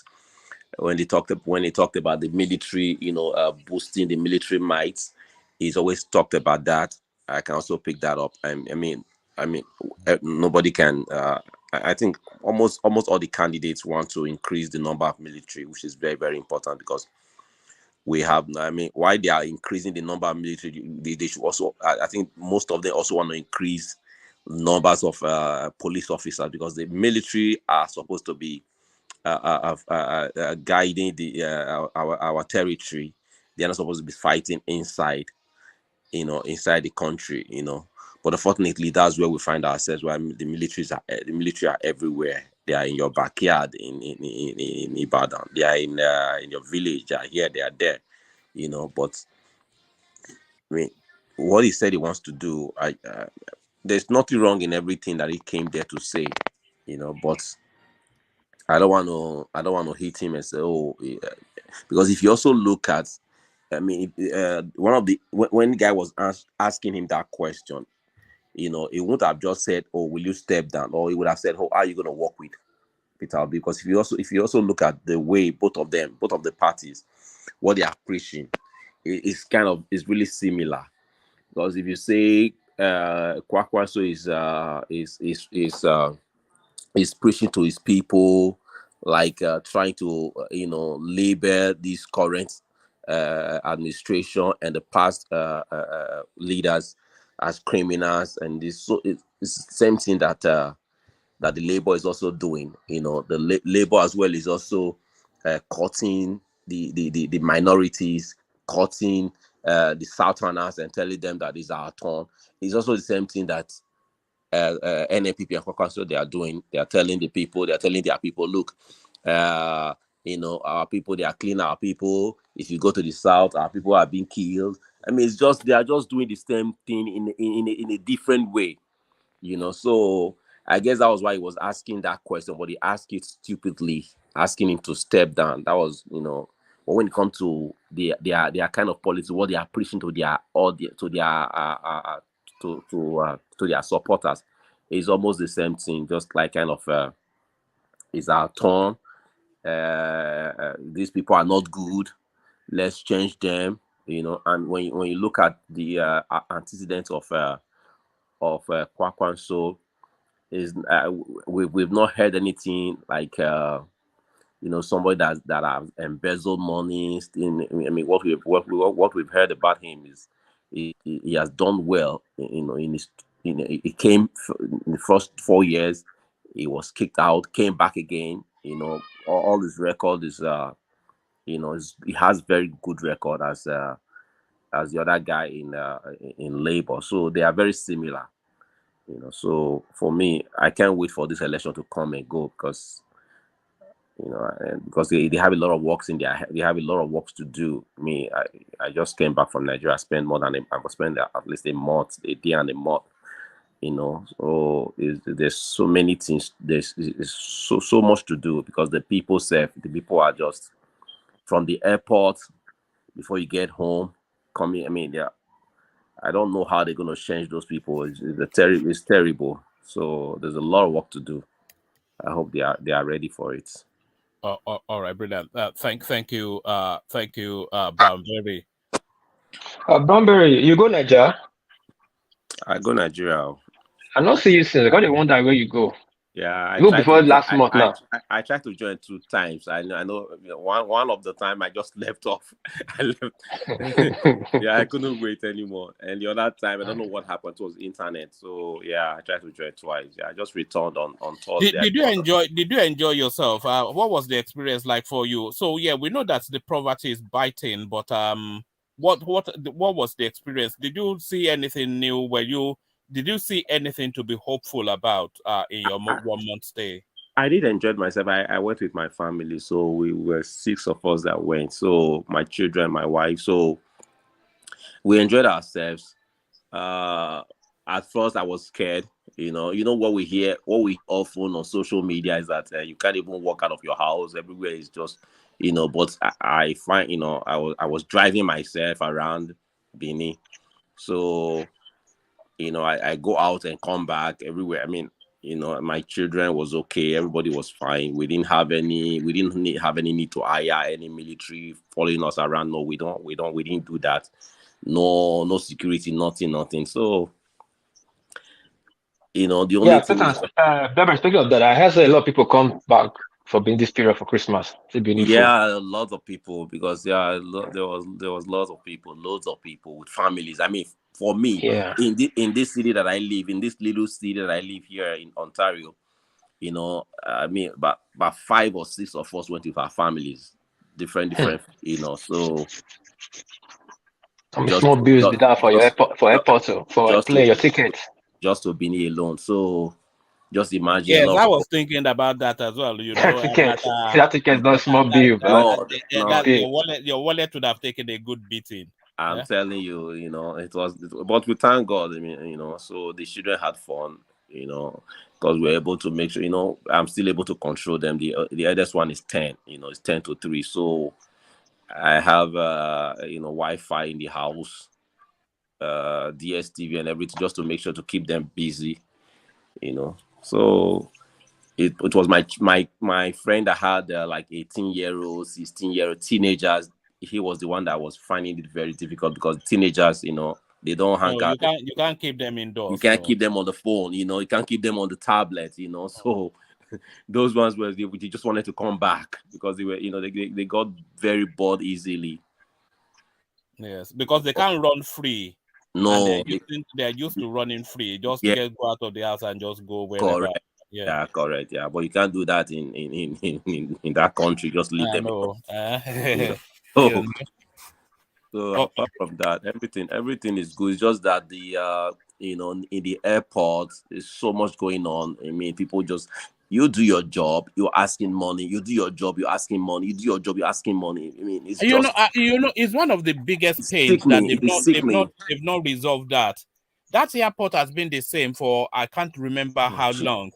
It should just be a simple process now. Oh God. You go to the immigration, you get stamped in or rejected. You go to the customs, your bag is cleared or not, and off you go. It's not everybody, and then you have so many people. They don't wear proper identification. It's just a mess, you know. It's a mess, my brother. That's why I'm saying, I mean, there's a lot to do. Okay, now you just got into the airport. Okay, they put your bag through, and they say, oh, let's just check one of the bag. I mean, these are almost 18 bags. You want to check one of those? Check it. Okay, check it. Oh, after checking it, oh, appreciate us. Appreciate you for what? I said, why will I appreciate you? You should be appreciating me, because I came here to even spend money. You should be appreciating me. And if you look at the person, they're saying this is a grandmother talking to me anyhow, you know. And I just it's unbelievable. It's unbelievable. It's a traumatic experience going It through. is. Going through a Nigerian, but the Abuja one is a lot better actually, because my experience with the Abuja airport, very civilized, you know. In fact, I had to comment the guy, and he said, no, we are trying to make improvements, but I said, oh, try and extend those improvements to Lagos. Very polite. I don't know, maybe it's because it's a northerner, you know. With an educated northerner, you get the close as you can to maybe like a British experience, but you know, do you know a lot of our ticket was to Abuja. We were supposed to go to Abuja, but you remember that British and American intelligence that said something was going to happen. You know, so that was why we changed it. You know, because we have a place to stay in Abuja. I said, okay, you know what? This I'm taking children. If it was just me and my wife, no problem. I'm taking children with this. Something they said is going to happen, and that was why I would change it to Benin. You know, so it's just a mess. Going and coming back. Even the local airport, you are there. You pay to you know, you got your ticket. Just give me my pass. Let me go. If you give them 1,000, they'll be angry. Oh yeah. So what's the dash level now in Nigeria? So you are stopped by a policeman. So what's the dash level? So it's not 100 naira anymore. You can't just give them 100 naira. I'll say. I was never stopped. I was never stopped by a police person. I was driving a vehicle without any number. Throughout my stay, I was never stopped. Whenever they see me, they'll just say, "Oh, God, they go." You know. So but they always stop all those taxi drivers, all those poor people. You understand? That's just the, you know, the painful thing about everything is that they just look at people they can just extort money from, and they will stop those people. So police officers, there's some police officers, they wanted to, they were just cursing me out outside the airport because they said they've been there watching over me before my bags were brought out, so I should give them money. I said, you're doing your job, I can't give you money. So because I just made up my mind that if I'm not giving money while I'm leaving, even at that, I still spend a lot of money inside the airport just for nothing. So it's unbelievable. It's unbelievable, my brother. There's a lot of work to do, when it comes to this, military, immigration, customs, police. I don't know what they're gonna do with them. I'm telling you. All right. Good to have you back safely. So that's Brownberry, who has survived Nigeria and come back to tell this story. So good to have you back. So Thank from you so much. you, let's go on to Gideon. And the first question to Gideon is, how come your name is Gideon? You being a female? But from there, and that's just a joke, by the way. So, but from there, Gideon, then the Kwankwaso'S space, your feedback, Gideon. Hopefully you're still there. We always miss you. Yeah, we missed her again. Are you there, Gideon? Gideon, are you not there? All right. All right. Join us next time. The next time you join us, Gideon, I'll come to you quickly because you always come in, but we never really get to hear from you. And I'm quite aware of that. So if you're still here, just indicate and then we hear from you. But let me acknowledge George Blue Shell's super chat, the only one that's coming. It says, you don't go low when they go low. Oh my gosh. So it looks as though he's hearing that for the first time and especially impressed. That was Michelle Obama quote. It's actually when they go low, you go high. But there it is. You don't go low when they go low. So there it is. So you don't go low when they go low, but how high or low did Kwankwaso go? So come share thoughts about all that with us in the comment section. And we are also premiering the session we had yesterday on the YouTube platform. So if you've not had the chance yet to watch that, click on that link that is in the comment section. So go and watch that as the backdrop noise to your day. So something to have in the background. So click on that link in the comment section. Go watch our yesterday's session in the build up to tonight's session.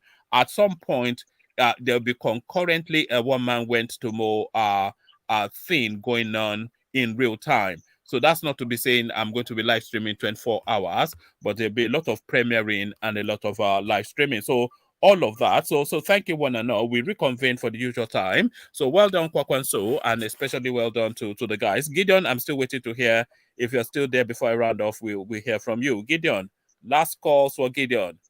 Last calls for Gideon. All right, no Gideon. So thank you, Gideon, and thank you one and all. So I'll leave you there.